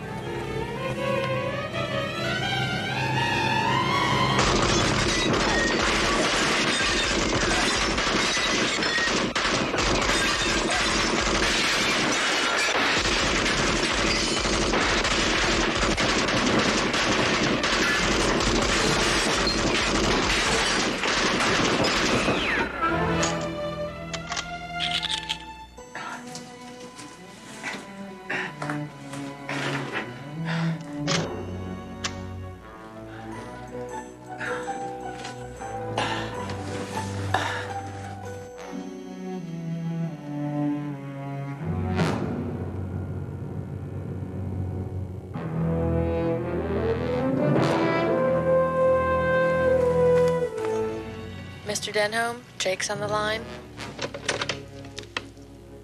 Houston's dead. Good. You'll meet me at the house on the canal as soon as you can. Be in Venice in half an hour. Then you can take me with you.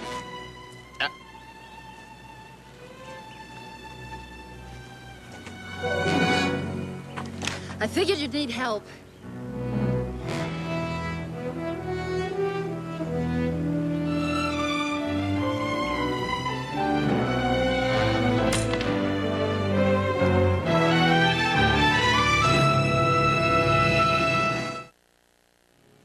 I can handle it from here. Get on back to the house before the kids wake up. I'll take care of him and meet you up there. Pussycat. Finally run out of lives.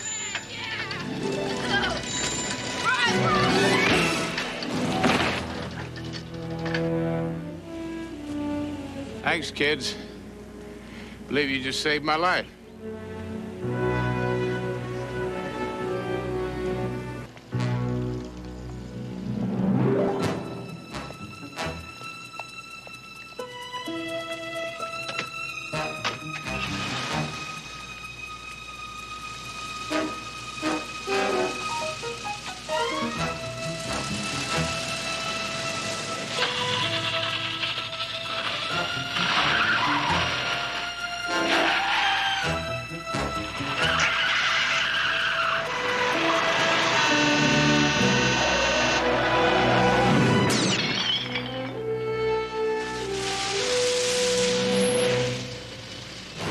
I'm so sorry. I didn't see you. I'll get my car started.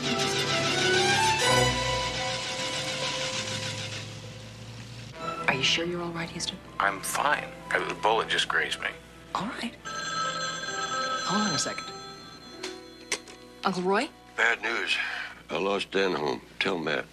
Roy, why don't you tell him yourself? He's on the other line. I'll patch you through. What do you mean lost him? How? Same way I lost Karpov in Prague, December of '51. Tell me about it later, Uncle Roy. Now, I've convinced Denholm's henchmen to give me the address of the house where they're holding Cassie's boy. It's 232 Sandy Beach Road, Venice. I'm on my way. What'd you do with the henchman? He's in good hands.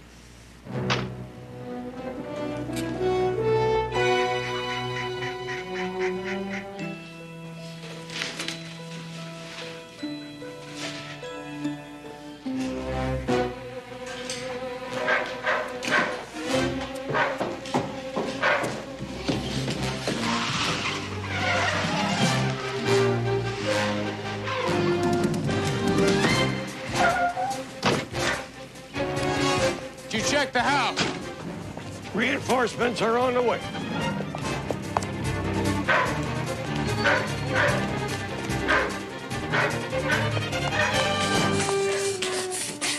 The kids are fine. We didn't touch them. See for yourself.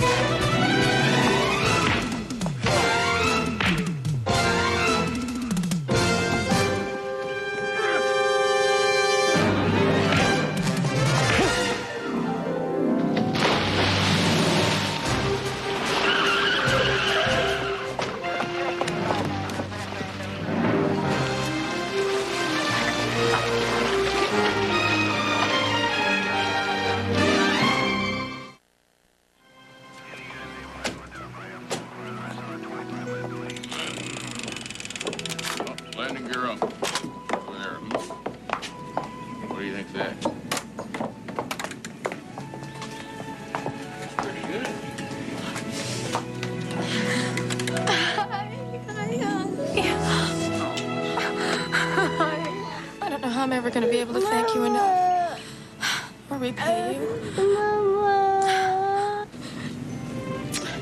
I think you just have.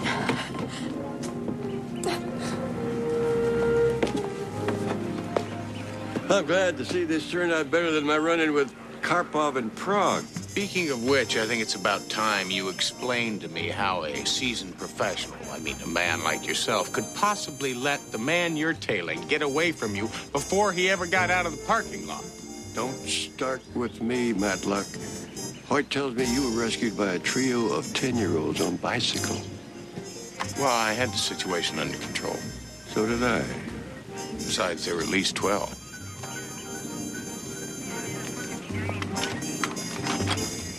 You know, we make a hell of a team. I'm glad you think so.